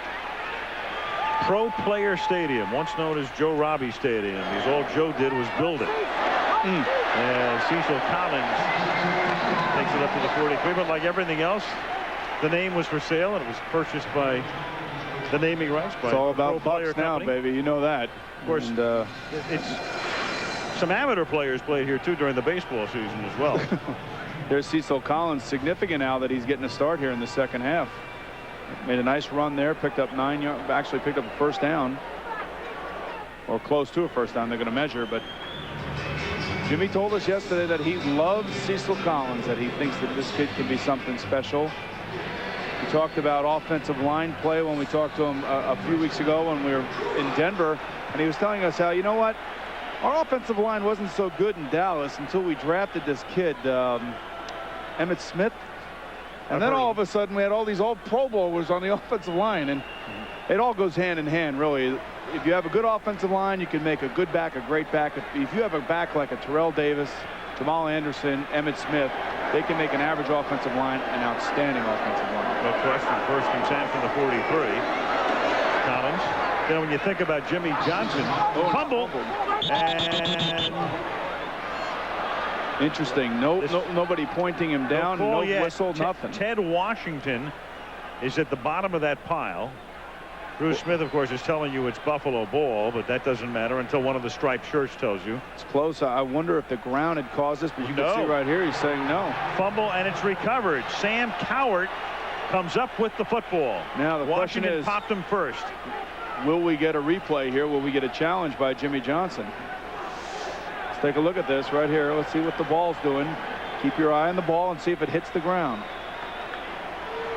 Well, I think if I'm Jimmy Johnson, I have to challenge, right? There should be a coach up here in the coach's box for the Miami Dolphins telling Jimmy Johnson it's time to challenge. And here you go. Right. Carollo has been buzzed. There's our replay officiating crew. Now, again, it's supposed to take 90 seconds from the time Carollo gets over there, not to Johnson, but begins to review the play. They'll rack up the replays for Carollo right now. If in fact the challenge is upheld, and here's Miami is challenging the ruling on the field that he was knocked out, that he was down by contact. Here is the best look we have. Our producer Ken Wolf and director Craig Janoff giving you the best look at it right here. Let's take a look at this right here. Watch Cecil. It looks like he is down right there. The ball is still in his possession, and then he fumbles. I would think that the ground had caused that, Al. I would agree with that. If the challenge is upheld, then Miami would keep the ball and not lose the timeout. Otherwise, they're going to lose the football. This is like, I keep thinking of this. Was this what Ansel Adams looked like in the 50s in Yosemite? I mean, you know, with the viewfinder and the whole thing. It's just so wacky. Well, you know, the interesting thing here yesterday, Alan, you and I saw a play that happened in the Jet-Denver game where what the replay didn't take into account is whether or not Rod Smith was pushed out of the end zone that kept him from getting his 2 feet down for a touchdown for Denver against the New York Jets. Well, here is what Carollo is going to look at right now. I think that's clear indication that that is not a fumble. That's a fumble caused by contact to the ground. Well, you saw the play yesterday in the Denver Jet game. Get to that in 1 second. Okay. Let's just see what they call here. This is a pretty critical decision. After reviewing the play, it's been determined that the runner was down. His right elbow hit the ground. Yeah. It'll be second down. So they get it right. Miami keeps the ball, and it doesn't cost them a timeout. Right. And that's the reason why you have instant replay, to make sure that the ball that it is called correctly, that teams don't lose ball games on bad calls. But to go back to yesterday's game. Well, here's what the league, at least Jerry Seaman, was saying about that. 1 foot in for Rod Smith, then his elbow hits before the second foot gets forced out of bounds. That's at least what the interpretation was from the NFL. And you're going to tell me that the DB was not pushing Rod Smith out of bounds? I'm not saying anything. I'm telling you, they're still tinkering with this thing. Second down and 7 at the 46-yard line. But at least in that case, what shouldn't have been a fumble wasn't a fumble. You throw it out here. There you go. And he does, and it's caught by Collins, and he takes it to the 48-yard line. Sam Rogers with the tackle, so we're back to third down and about 5 from the 48, and that is Bruce Smith hunched over. Well, I'll tell you something about Bruce Smith. He may be a 15-year player, but he came off of his block and also redirected, much like Rich Owens was doing for the Miami Dolphins, and made the play along with Sam Rogers on Cecil Collins. Now, this guy is a 15-year player, a bona fide Hall of Famer, and he almost causes a fumble with his hustle. And we'll get back to that in a minute, but it's something to behold to watch a guy of Bruce Smith's stature playing every down. He doesn't want to come off the field, and he still has his motor running. Third and 5, 0 for 8 on third down, and now 0 for 9, and these two teams collectively on third down tonight are 1 for 16. And the pressure that time, again, was coming from Bruce Smith and also number 91, Sean Price. But look at this. Now, this is the play before, and you wonder, is this a fumble right here? Whoa, that is a fumble right there. That is an absolute fumble, and they didn't have time to challenge it because nobody thought that it was a fumble. Buffalo didn't think it was a fumble to begin with because nobody went after the football. Tommy Hutton. That's a rocket. Sends it into the end zone. If Buffalo had thought it was a fumble, they would have gone after it, but they didn't, and so there was no challenge. A bizarre series, college football. Late action, 3:30 Eastern, 12:30 Pacific. Purdue against Ohio State. Many of you will see that one. Others, Oklahoma, Texas, North Carolina, Georgia Tech, or USC against Arizona. From the 20-yard line, Jonathan Linton, who played his college football at North Carolina and was a 5th-round draft choice last year. There is Dave Wanstead, for the last 5 years, the head coach of the Chicago Bears, now the assistant head coach, sort of a roving coach. He spends the first half upstairs and the second half down on the sidelines. And he's kind of Jimmy's go-to guy, you know, to talk to him about things, bounce things off of him. I was talking to Harvey Green, the PR guy from the Dolphins. He said ever since Dave Wanstead got here, there's been a spring in Jimmy's step. He's been excited about coming to work, and I think Dave Wanstead has had a real positive effect on Jimmy Johnson. And is he the heir apparent? Well, it would appear that way, though nobody's saying anything officially. Second down and 7 as Flutie throws, and it's caught up at the 30 and then juggled and then lost, but it was incomplete. Never had possession. Sam Gagg dislodged by Terrell Buckley. Simply an incomplete pass. 3rd down and 7. Now again, does he have possession here? As we'll look at the replay, he has to have possession and both feet down.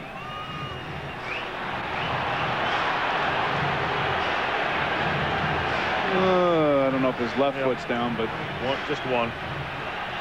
You know, the thing about Doug Flutie, the last few times he's dropped back on 1st or 2nd down, he's not been able to get the ball over the middle because he's having trouble seeing. So he tends to run out and try to make big plays, and the Dolphin defense has been there to hold that up. 3rd down and 7, and it's caught up at the 26-yard line.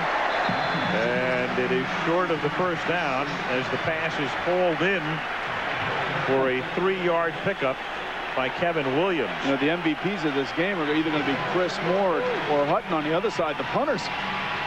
It's a game of field position, and these punters, each time the offense comes off the field, take a more significant role. That is the first completion to a wide receiver tonight for the Buffalo Bills. Moles has no catches. Reed has no catches. And that was a little 3-yard pickup by Williams. And you're going to have movement on the left side, either number 96 or 58 for the Buffalo Bills. Prior to the snap, false start. 96 offense. 5-yard penalty. Remains 4th down. Dan Brandenburg, to the chagrin of the special teams coach Bruce DeHaven. Take a look. He's right here. Right there at the top of your screen. You can see just a little flinch like that. Oh, that's Moore's a beautiful kick. punt. Fair catch called for, and then Buckley lets it go. And Buffalo should have let it go. Yeah, I don't understand that. Yeah, Linton came up with the ball. There's a marker down back at the 23-yard line. Linton a little hasty in downing it.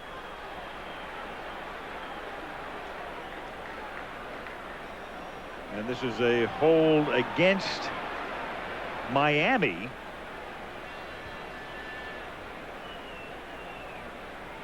This would probably be a 5-yard type of hold, I believe. Holding 24, the receiving team. After the kick was in the air, it'll be a 10-yard penalty. At the end of the kick, the receivers will keep the ball. 1st down, timeout. Now, he does a good job of explaining. He does. Big hot night in Miami as the big crowd continues to look on. I'm sweating. How about you, Al? I'm out of sweat right now.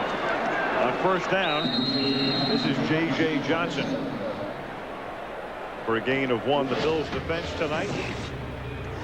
Early on, Dan Marino had this one knocked away. The pass knocked down, intended for McDuffie, and then a hard hit by Schulz. And then this is the big play of the game. The sack by Holisick, the forced fumble, and Gabe Northern rumbled 59 yards for the touchdown. And that is why the Buffalo Bills are on top by a score of 13-9. Marino throws, and it is dropped. And paying the price is J.J. Johnson. Drops it, and then insult to injury, or injury to insult almost, as Ken Irvin pops him. Now you look back to the first half, and you wonder when the Miami Dolphins actually moved the football. It was in a 2-minute situation where the defensive lineman for the Buffalo Bills basically gave no pass rush. And they also moved it on first down when they were play action passing. And you come out, you run on first down, you gain a half a foot. And then you come out, you have a rookie receiver drop the football. And now you put yourself in 3rd and 10, and it could be another 3 and out here if you're not careful, and you're asking this man right here to make difficult throws in difficult situations. Plenty of 3 and outs tonight. And another one right here as Marino tried to jam it into Tony Martin. Miami is 0 for 10 on 3rd down tonight, and Buffalo is 1 for 8. Yeah, but I go back to first down. I mean, you move the ball when you're play action passing, and you're giving your quarterback a chance to dump the ball off the short little guys in the flat and stuff like that. But here you got one guy going against 2, and you're forcing him to throw the ball into double coverage, and I just don't get it. Let it loose. Let it loose. 5th punt of the night for Miami to go with 5 from Buffalo, and that is a very ugly dead duck that floats out of bounds near midfield. And they will march that one all the way to the 49-yard line of the Bills. Hutton with a clunker. Under a drawbridge? On a boat in darkness. No, you aren't. You were at Calder Racecourse today with me. Yes, I was. We're over at the old track at one of our luncheons. Nice people. And a little racing, our affiliate here in Miami. You got the star treatment today, Al. You did. You're big. You're big in this network. The Ken Star treatment. From the 48-yard line on first down, it is confusion in the backfield, and Jonathan Linton takes the handoff and gets whacked. The offensive coordinator, Joe Pendry, trying to find something in that chart that works. He's got to figure out what George Hill is calling, because George Hill right now has got the number. The defensive coordinator of the Dolphins has got the number. Take a look at this. He's almost taking the handoff right here. Oh, my goodness. It's Robert Jones busting through. Robert Jones, I want a sack, though. I want the ball. Do I get the guy? What's going on? George Hill's doing a terrific job, Al. Not only the defensive coordinator, but also our stats maven. 2nd and 14. That is caught at the 49-yard line by Jay Wiemersma. You know, that doesn't look like a big play, but it really is, because this offense has just been bogged down. It really hasn't done much. This is a tough catch against close coverage. Doug puts the ball behind Wiemersma, and you watch him right here.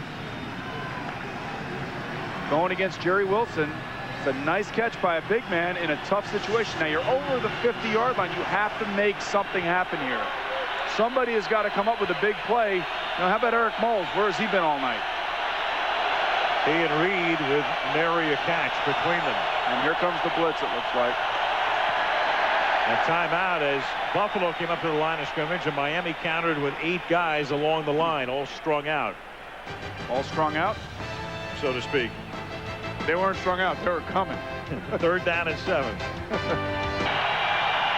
In street clothes, Rob Johnson on the left, who last year was the starting quarterback at the beginning of the year. Alex Van Pelt is the backup. They dressed only 2 quarterbacks tonight. Well, Rob Johnson's had 3 concussions in a year. And he was supposed to be the 3rd quarterback tonight, but I would think that they probably felt, look, let's not even think about using him. Let's not even put him in there, and let's be cautious. Big play for Buffalo here, 3rd and 7. They've converted only 1 of 8 third downs tonight, and Flutie throws. There was a flag down at the line of scrimmage, and there was no play because it's a false start charge to Buffalo. We finally get a pass complete, and it's all for naught because the left guard. False start. Left guard offense. 5-yard penalty. Remains 3rd down. Makes it 3rd down and 12. Now, with no third down conversions, the average third down tonight for Buffalo has been third down and 7.5 yards to go. Not easy. And they have to do it over and over and over again. With the way that the Miami pass rush has been coming tonight, 3rd and 12 is not going to be easy.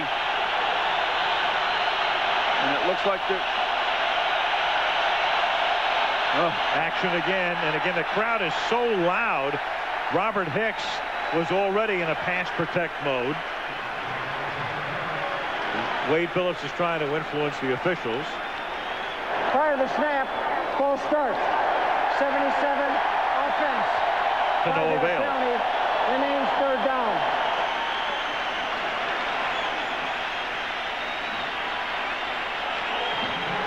Well, you can see right here, I mean, it doesn't get any more blatant than that. Take a look at this right here. Well, see, one of the things I don't understand now is we watch a lot of teams on the road in this league, visiting teams using silent snap counts.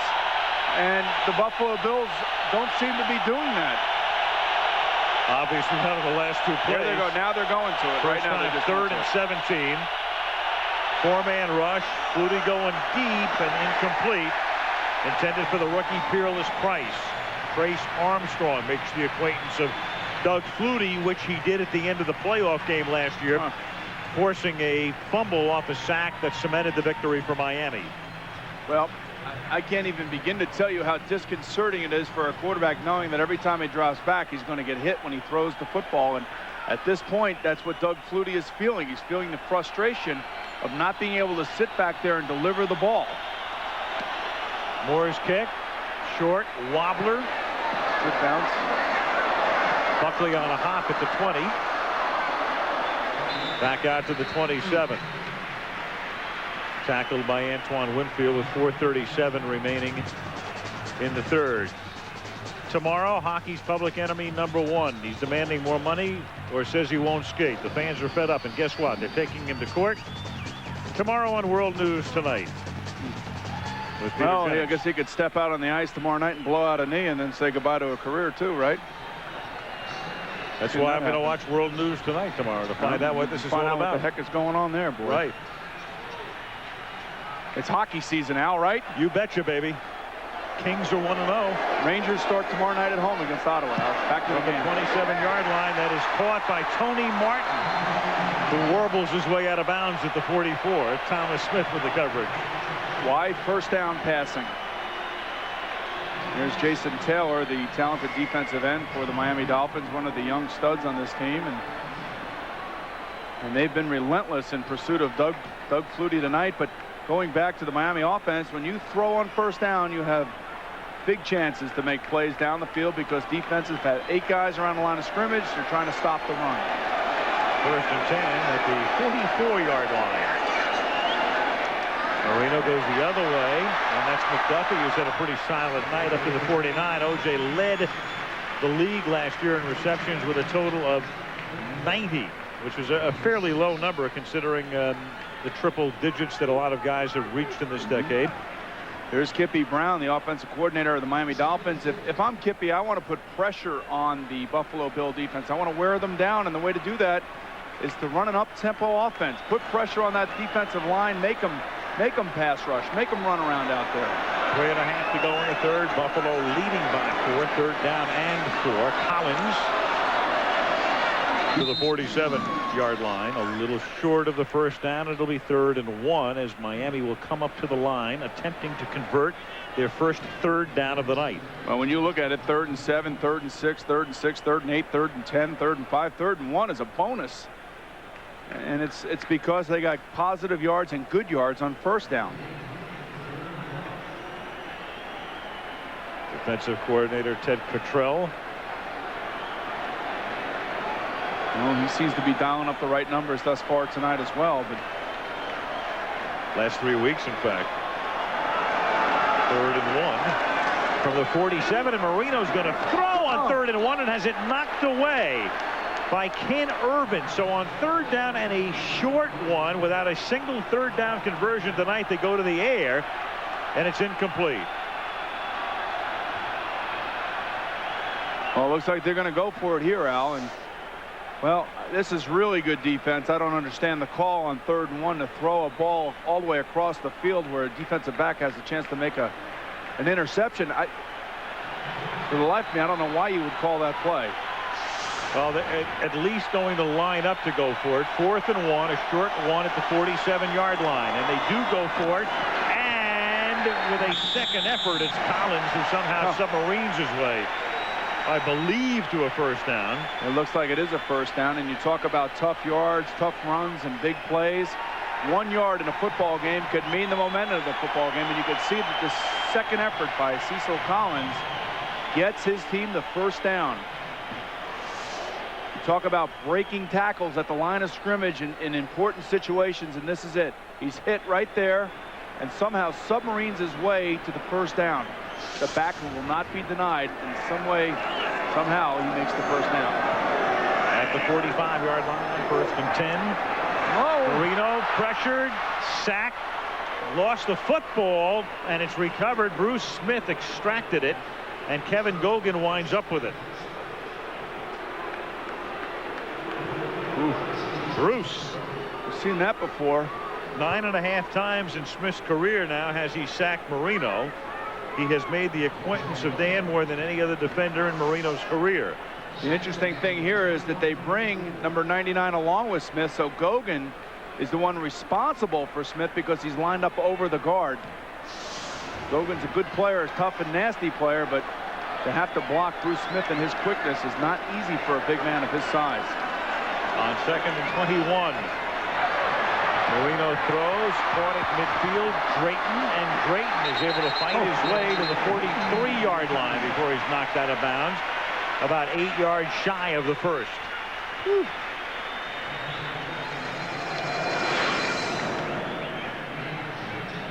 Well, there's Troy Drayton, and Sam Cowart, number 56, tries to bring him down, but the strength, look at his arms, look how strong he looks, and watch the straight arm here, pushes Cowart away, breaks the tackle, and then come on, and then, well, the DBs don't want to be hitting guys that are 270 like that. That man's a load right there. 3rd down, 8 now at the 43-yard line. Here they come. Pressure on Marino, but he throws, and that is incomplete, but flags all over the place. 3 flags, I believe that's pass interference. Well, Thomas Smith was beaten, and he decided to tackle him. Tackled Tony Martin, and I'm not sure I've ever seen 3 flags on pass interference. 28, defense, automatic first down. That's one of those you can make the call from 40 yards away. Well, you take a look at here. Martin takes an inside release and then gets around Smith. Smith allows him to get on top of him. and you know, if Danny throws the ball out there, he has a chance for a touchdown. He underthrows it. And really, I mean, if you're Smith, you have to do that. 24-yard penalty, ball at the 19-yard line. Collins, big hole right side, takes it down to the 12-yard line. Now he looks good, boy, I'll tell you that. Monday Night Football being brought to you by Budweiser, the beer with a fresh, clean taste that's never filling. Ford Outfitters, no boundaries. And Propecia, talk to your doctor today. Al Cecil Collins has got it going on. He looks strong. He looks like his legs are fresh. And when you have players like Abdul-Jabbar and J.J. Johnson and Cecil Collins, your backs are going to be fresh, especially when the 4th quarter comes around. They let the clock run out. That's the end of the 3rd quarter with the score. Buffalo 13, Miami 9. And Monday Night Football from Miami returns after this from our ABC stations.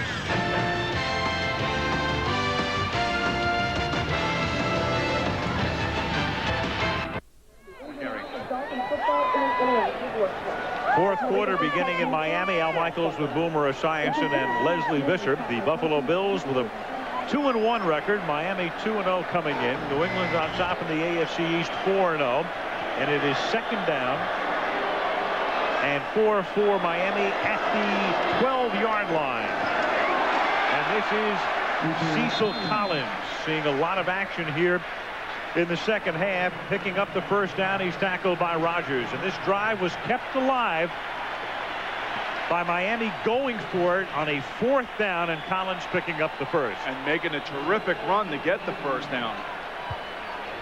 You know, you talk about Jimmy Johnson and the way he likes to run offenses. You know, when he was the coach of the Dallas Cowboys, Emmitt Smith had all those touchdowns, and Troy Aikman had no touchdown passes, or very few. And you wonder, well, you see it now coming to fruition here with the handoffs, play after play. First and goal, they give it to Collins.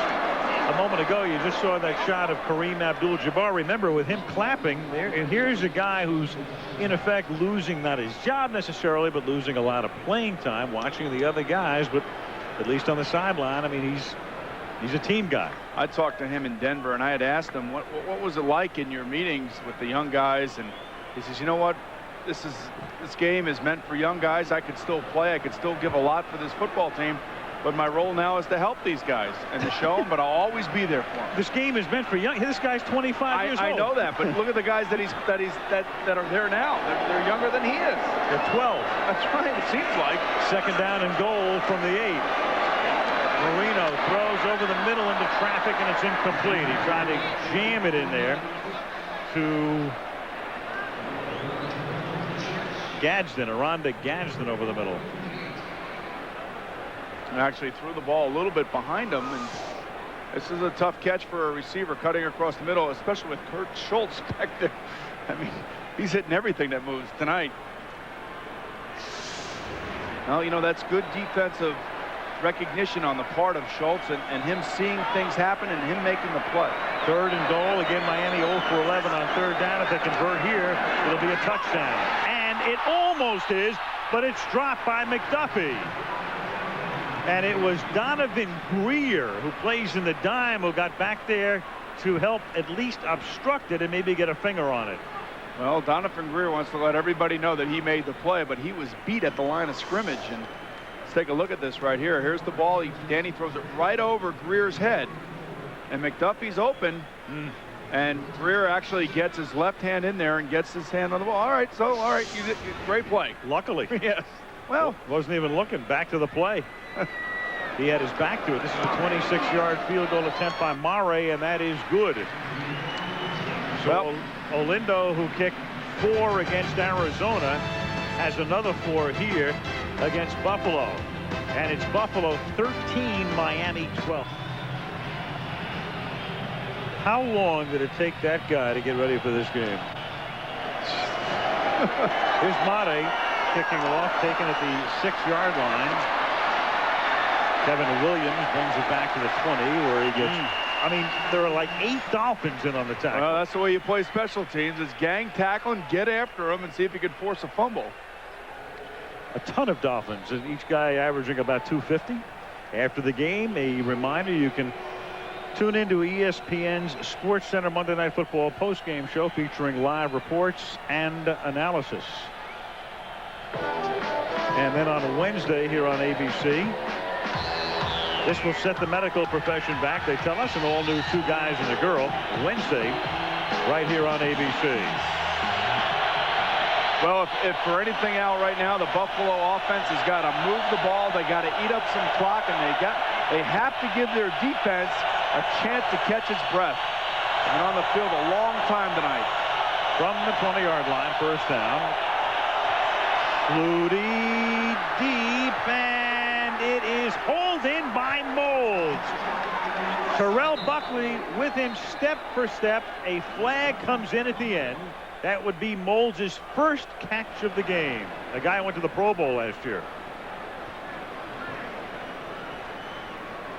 Well, this is 2 guys going after the football, and Eric Moulds. Pass interference, 27 defense. That penalty is declined. The result of the play is a completion. First down, Buffalo. You'll see that Terrell Buckley grabs Eric Moulds' jersey, and this is just 2 athletes fighting for the football. And watch right there. He grabs his jersey, and you can take a look at this is what the official is seeing, because he's right there in the foreground, and he can see that. Well, they try to get away with it, but 40-yard gain, first down at the 40-yard line. Flutie throws, and that's in and out of the hands of the tight end, Riemersma. Well, he had a shot right there. Riemersma was wide open, and he had a chance to make a play. And looked to me that, you know, Doug's been getting hit an awful lot tonight, and it looked to me like he rushed that ball a little bit. That pass to Moles. Moles is a guy, I mean, you wouldn't think of it in these terms, but as you see Flutie here throwing it a little high for Remersma. Oh, and he's got Remersma right there. He's just got to get the ball down low and keep this drive on the move. Moles actually led the league in 20-yard receptions last year, had more than Randy Moss. But he hadn't had a 20-yard reception since the opening game against Indianapolis. There's Antoine Smith with a flag coming in. We'll have holding this time on the offensive line, probably number 75 of the Buffalo Bills. Actually 79 maybe. There he is.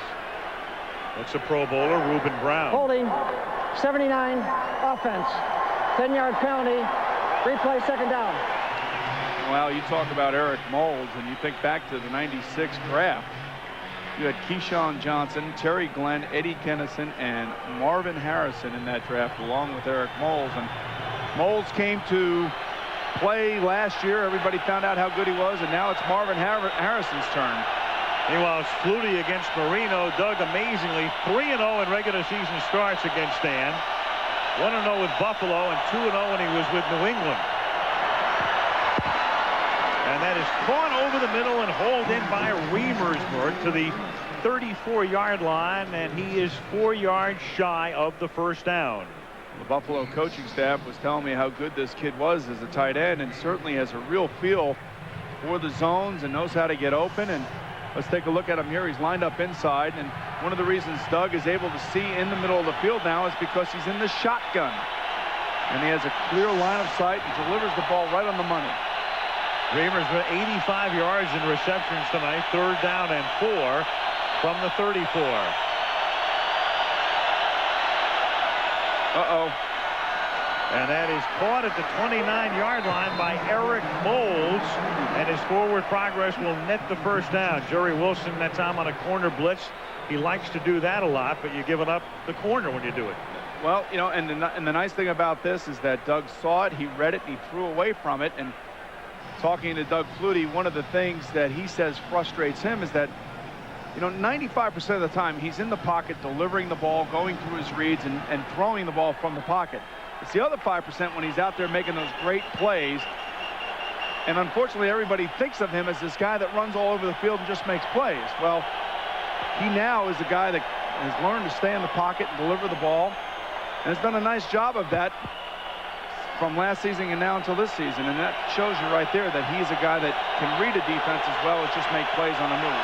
1st and 10 from the 29-yard line.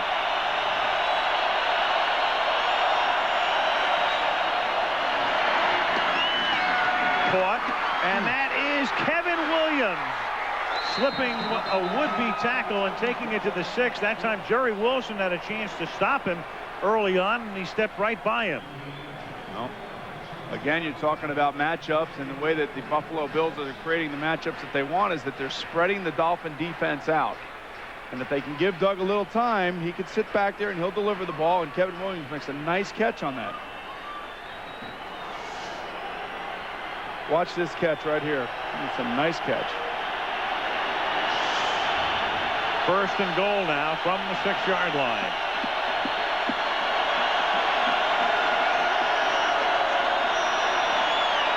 Flutie, a little fade, caught by Moles. Touchdown. Got position on Buckley and takes it in for the score.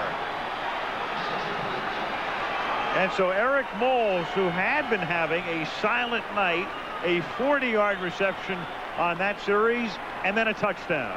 Well, Eric Moles goes 6 foot 204 against Terrell Buckley, 5'9", 180. A perfectly thrown ball that time, a back shoulder throw where the defender never has a chance to make the play. The offender knows where it is, and Terrell Buckley never even sees the football. Christie for the point after, and with 10:02 remaining in the 4th quarter, the Buffalo Bills have come to hot and steamy Miami and lead 20-12. Ralph Wilson has owned the Buffalo Bills since they came into the American Football League in 1960. A great tribute to him. They redid the stadium, Old Rich Stadium, and named it after the man. One of the classiest guys ever in sports. From the 4-yard line, this is Brock Marion bringing it back out to the 31. Speaking of class, here's Leslie.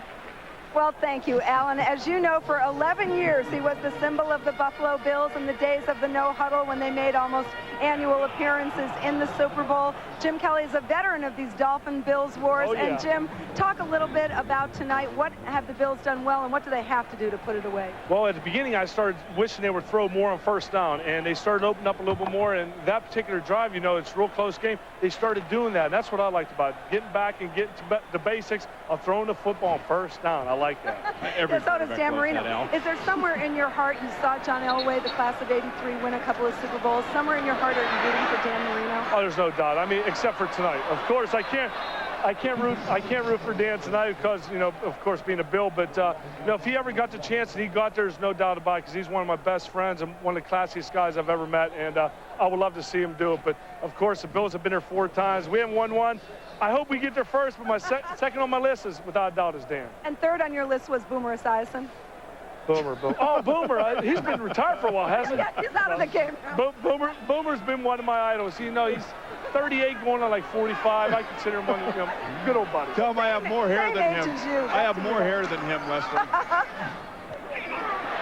Now here is McDuffie picking up the first down as he takes it out to the 44-yard line. No, Al, we talked about it when the Buffalo Bills got the ball on their own 20-yard line, that they had to sustain a drive, keep their defense off the field, give them a chance to regroup a little bit.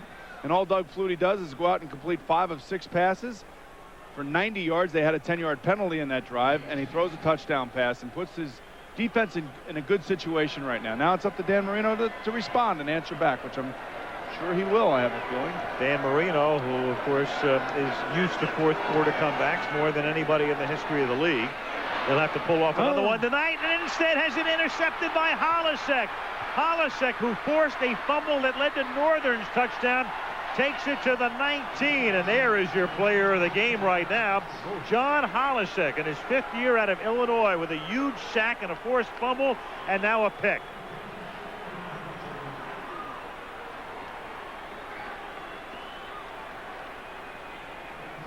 And the crowd at Pro Player Stadium sits in stunned silence. Danny threw it right to him. He was actually throwing it into a coverage where there were 4 guys, 4 defender Buffalo Bills against 2 wide receivers. And you can see Wade Phillips and how excited he is. Give credit to the defense of the Buffalo Bills coming up with another big play. First interception of his career. We mentioned before, in a 4-year career, he'd had 1.5 sacks until he sacked Marino and created what turned out to be the touchdown by Gabe Northern. Take by Flutie, thrown to the end zone, and Brock Marion was the closest man to it, with Andre Reed, the intended receiver. Who I think Doug thought he had Andre Reed for the touchdown, and he kind of underthrew it, but it looked like Andre actually ran out of the back of the end zone. I don't really necessarily know if he knew where he was on the field. 2 Bills in the area. Well, you know, Brock Marion made a nice play and knocked Andre out, but it looks like when he throws this ball, he thinks it's going to be a touchdown, and Brock Marion turns himself around and actually hits Andre Reed before the ball gets there. He's lucky that it wasn't called interference. 2nd and 10 from the 19.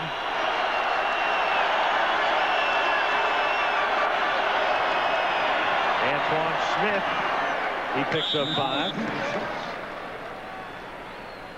Marino exasperated. Next Sunday, ESPN Sunday Night Football. Lambeau Field in Green Bay is the site. Tampa Bay against Green Bay. Big NFC Central battle. And we go to the Meadowlands next week. The Jacksonville Jaguars and the New York Jets is the matchup on Monday Night Football. 2 weeks in a row we'll be at the Meadowlands. The following week it's Dallas and the Giants. Holasek. He had a big game in the wild card game here last year. 10 solo tackles. So he loves playing in Miami. 3rd down and 5 from the 14. Quarterback draw, and Flutie cannot get out of the grasp of Rich Owens. Big play. And here's a guy that tonight is making a whole bunch of big plays. Rich Owens. one good thing about the Miami Dolphins is they have 7 defensive linemen on the active roster tonight, and Mitch Owens is certainly benefiting from the rotation that they have. He's come up with big play after big play, and hey, this is a huge win for the Miami Dolphin defense, holding the Buffalo Bills to 3 points here. 31-yard field goal attempt by Christie, 2 for 2 tonight. And he adds 3 more. Well, if I'm Dan Marino, I'm taking the defense out for dinner tonight for keeping me close and giving me a chance. Meanwhile, Buffalo has stretched its lead to 11, 23-12.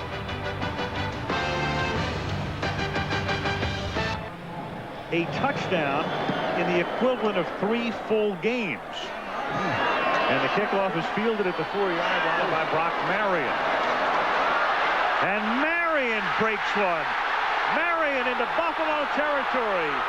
Chased down by the kicker Christie and by Loud, and he's finally tackled at the 4-yard line.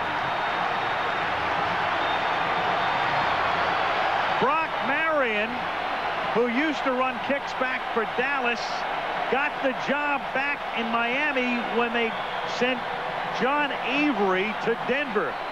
He told Jimmy, he said, give me a chance, I can do it. And indeed, he's put him back in the game. 93 yards on the return. Well, I will tell you that Sean Wooden, number 22, laid a heavy block on number 96, Dan Brandenburg, and just sent him flying.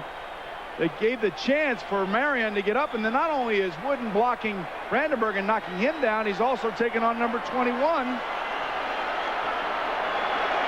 Manny Martin. Give Brock Marion not only had a great run back, but seriously give credit to Sean Wooden for 2 monster blocks. And Camille Loud, at least for the moment, saves a touchdown.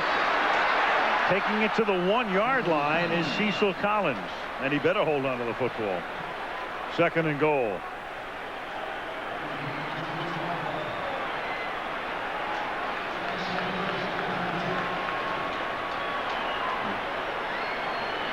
Well, you know, give credit to the Miami Dolphin defense keeping them close, and then the special teams, and Wooden, who is a defensive player on the roster, just made an unbelievable block. I hope we have that on replay, Al.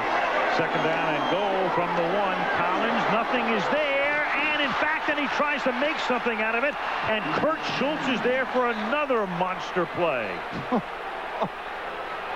Schultz and Holisek and Northern, what a job they have done for Ted Cottrell's defensive unit.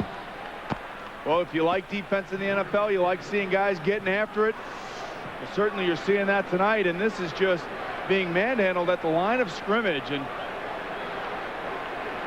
it's down here, Al. It's about being lower than your opposing player. And right now, the Miami Dolphin offensive line was standing up, and they just got ran over that time by the defense of the Buffalo Bills. 3rd down and goal from the 9.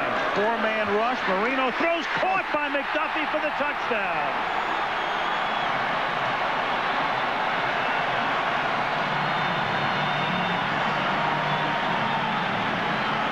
Sooner or later, they had to convert a 3rd down. That's their first in 13 tries tonight.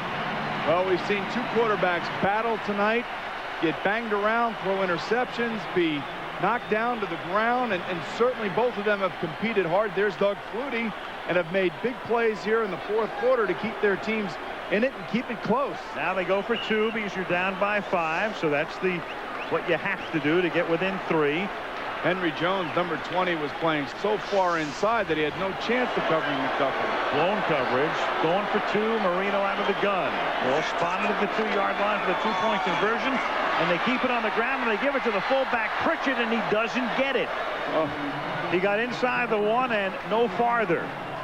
And so they're still down by 5, and a field goal will not be enough now. They'll have to score a touchdown. But Marion sets it up, gets them back into the game. 5:13 left in regulation. 23-18, Buffalo.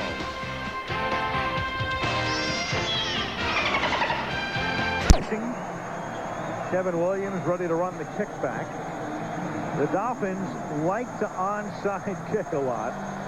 Buffalo fully aware of it, but not at this particular point. They tried it last year very early in the playoff game, you might recall. And it was a bad decision. Kevin Williams from the 2 brings it back to the 18-yard line. Tackled there by Sean Wooden. Al, we talked about the block on the TD, on the long run by Brock Marion, but take a look at this. Here comes 96, Brandenburg. He's going to get lit up.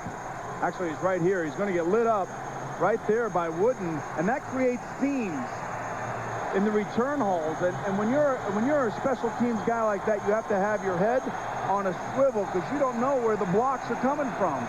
And when you get knocked out of your lane, you create seams in the return lanes for the returners, and that's exactly what happened. That's why I was so effervescent about Sean Wooden and what he was doing. It's a terrific block. Got him right back into the game. Wooden now in the secondary. Crowd on its feet.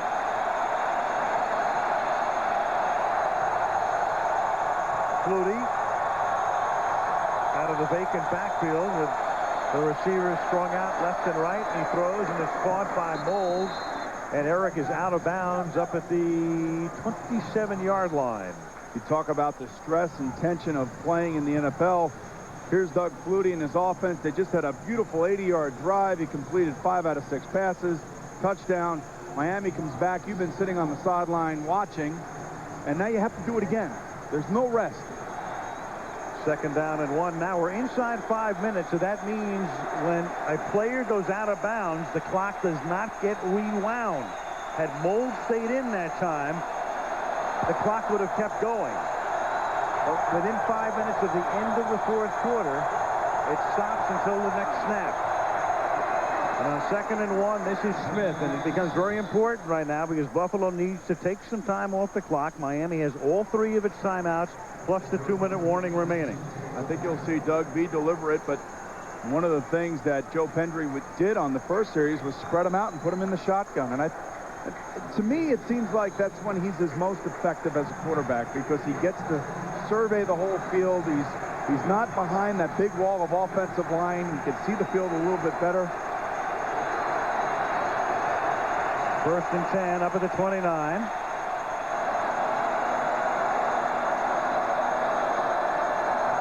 Flutie very smartly letting the play clock go all the way down, and then it's Antoine Smith up to the 34-yard line. Well, he certainly knows what he's doing, Al, and you can see the poise coming through and the maturity, but one thing you don't want to do if you're Buffalo is just like go in a shell. You still have to throw the ball, you still have to make first downs, and you still have to move the chains. You know, it's toward the end of the game when every time we take a shot at somebody on the sideline, they're looking up at the clock. Right. And for Marino, it inexorably ticks down right now. 3:44, 3:43, and going down and down and down. 2nd down and 5 from the 34. Flutie taking the play clock all the way down to 1. Smith. Nothing happening there. Stopped at the 33-yard line, and Johnson says, I'll take the timeout right here. Very critical 3rd down coming up. You notice that Jimmy wears the headset. Wade Phillips, one of the few in the league who does not wear a headset. Wade telling us last night, I'm just like Daddy. He said, you know, Daddy wore a cowboy hat. He couldn't put a headset on. But he also said when he was a coordinator, he didn't want to hear other people in the headset. And he didn't want to be interrupted by a coach. I mean, he's truly one of the few head coaches that literally allow his coordinators to do their job. I mean, if you're an offensive coordinator or defensive coordinator in this league, you have a job that you are assigned to do, and you should be allowed to do it. There's Carl Mock, their offensive line coach, and there's Joe Pendry, the offensive coordinator. Hey, do your job. That's what you get paid for. That's what your title's for, and certainly Wade Phillips can appreciate that. Well, I mean, this is a situation where you have to throw the football here. I would think that they'll put him in the shotgun. They'll put Doug in the shotgun, and Pendry probably just told him, look, do not try to force something. We can kick and we can punt the ball and we can play defense, but just don't force anything. 3rd down and 6. Dolphins waving. Jimmy Johnson waving his arms, telling the crowd, come on, get louder and louder. 3rd and 6.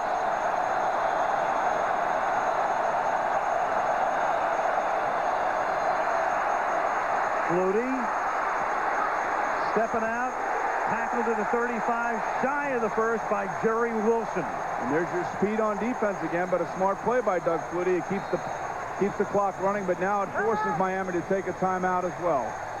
They take the timeout. They have one timeout plus the 2-minute warning, and for Marino, that's an eternity. Right, and I'm sure that Pendry told Doug, look, our defense has done real well tonight. Let's not do anything stupid. Let's not give up field position. You know, let's play a little defense. Let's get a punt. You can see right here, they have him in the shotgun. He steps up. The nice thing is that he puts the ball away and he'll protect it. But you can see the speed of the defense. They have guys all over the field on defense. Miami does, and so does Buffalo for that matter, that can run down guys anywhere on the field. Chris Moore's 7th punt of the game with a line of scrimmage to 35. Buckley back to receive. Mike Westhoff, special teams coach. He watched Marion get this team back into the game with a 93-yard return. Bruce DeHaven, the Bills special team coach. Here they come, and Moore gets the kick away. Buckley calls for the fair catch and holds it in at the 33-yard line. 2:59 left. One timeout plus the 2-minute warning. Dan Marino, in his illustrious career, 45 times he's led a game-winning drive in the fourth quarter or overtime. A game-winning drive is one that puts a team ahead to stay. Elway finished his career second on the all-time list in that department with 40. Well, this is where Ted Cottrell makes his money as the defensive coordinator of the Buffalo Bills. You could not let Dan Marino sit back there without pressure. And if they're in a 2-minute drill, which they're going to be, and he'll be in the shotgun, that defensive line has got to get pressure if they're not going to blitz him.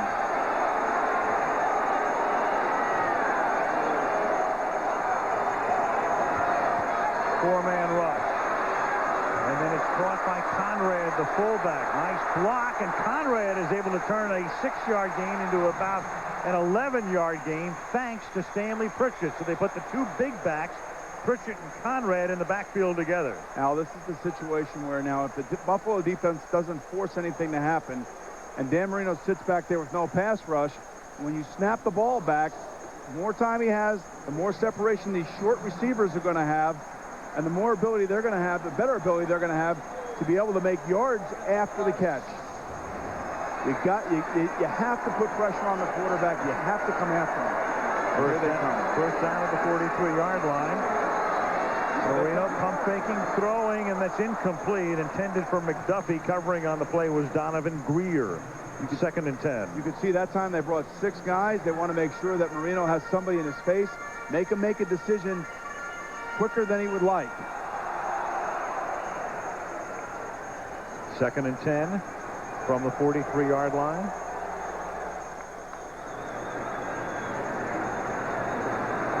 Marino tonight, 41 passes.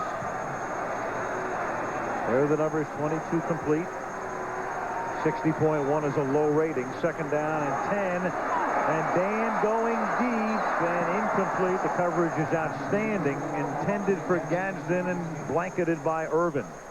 Had him shadowed all the way. Again, when they're one-on-one on the outside, you always think that you have a chance to make a big play, and this is where the defensive backs really have to stick to their receivers. They can't make a interference play. You can see Irvin staying right with Gadsden. He cuts him off. There's nothing wrong with that. He's got good position. What you're hoping for there, if you're an offensive player, is a pass interference, if not a reception. 3rd down, Boomer, and a monster play here. Otherwise, you wind up taking your timeouts on defense and going for a 4th and 10. Marino gunning it to the near side, up in the air and in and out of the hands of Aranda Gadsden. Jimmy, as always, wants the interference call on Manny Martin. Doesn't get it.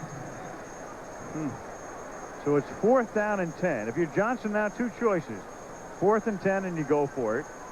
Or you punt and then you can stop the clock twice. Once at the 2-minute warning and once through a timeout. And they're going to go for it here. Well, the interesting thing now is what does Cottrell do as a defensive coordinator? Does he come after him or does he just sit back in his zone? And it looks to me from up here, he looks like he's going to bring 5 guys, maybe 6, to put the pressure on. They run a stun up front. Marino has to step out. By time. That's incomplete. Looking for a flag. No.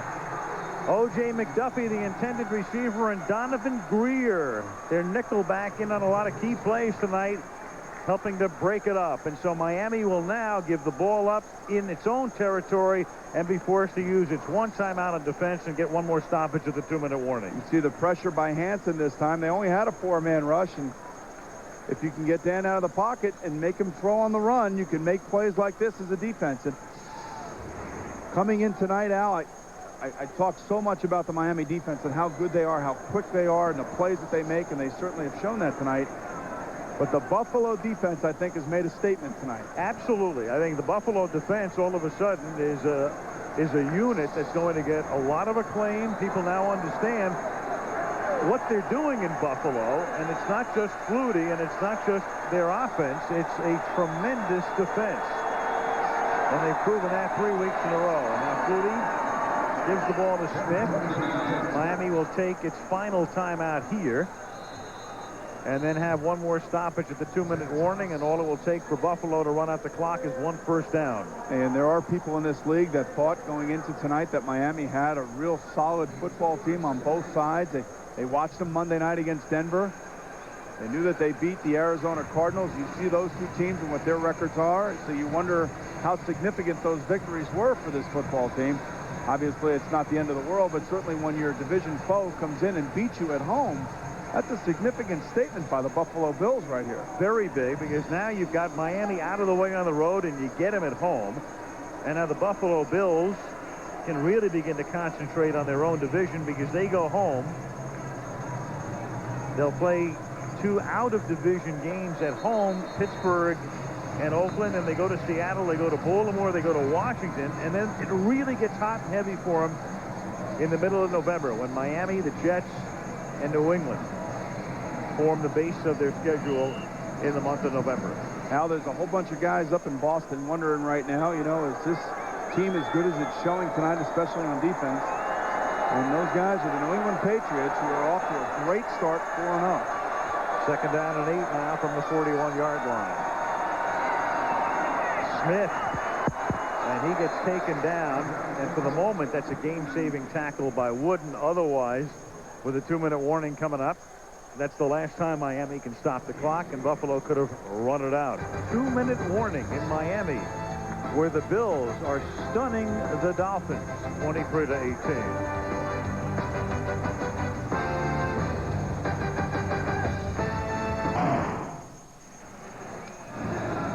Boomer, after 4 weekends of play, if Miami loses this game, of the 31 teams, you've got 3 unbeaten teams. The dead and dormant Dallas Cowboys, according to some. Right. The New England Patriots, who only lost their top running back, Robert Edwards, to a perhaps career-ending injury in Hawaii last year. And the St. Louis Rams. Would you explain this to me? Parity, my friend. Salary cap and parity. This is exactly what the NFL wants. Everybody should have a chance to win. 3rd and 6. Buffalo can, in effect, end the game if they convert here. And Flutie tries to draw Miami offside, and he may have drawn Robert Jones offside. I don't know. 77 actually moved on the offensive line of the Buffalo Bills. Robert Hicks, it might be him.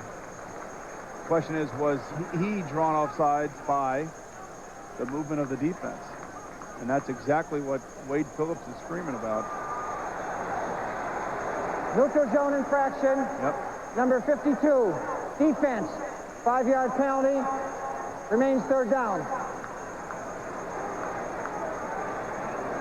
You can see Jimmy Johnson saying that number 77, Robert Hicks, moved on the ball, but it looks like Robert Jones actually moved before Hicks, and it forced Hicks. Take a look at the top of your screen up here. You can see him moving, and then number 77, Robert Hicks, moves. And in today's league, you cannot do that as a defensive player. That's considered drawing the other team offside. And now that makes a 3rd and 6 into a 3rd and 1. Miami with no timeouts. Jonathan Linton is the sole setback. And it's Flutie on a roll, a la last year's win at Jacksonville. And in effect, that will end the game because they convert for the first down and they can run the clock out. Well, magic Flutie. What a gutsy call that was. Oh my! You know that play that they ran up in Buffalo last year against Jacksonville, that similar type play, was a busted play. Yep. This obviously was a called play. You see something work one time, you draw it up and say, let's use our quarterback, let's use his ability to get outside, and look at the blocks downfield. Number 70, John Phoenix, just gets enough of Derek Rogers, number 59. And the other thing that you got to like about this, he slides, he stays in bounds, and keeps the clock running. Al, I mean, and now only Herman Edwards could win the game for Miami.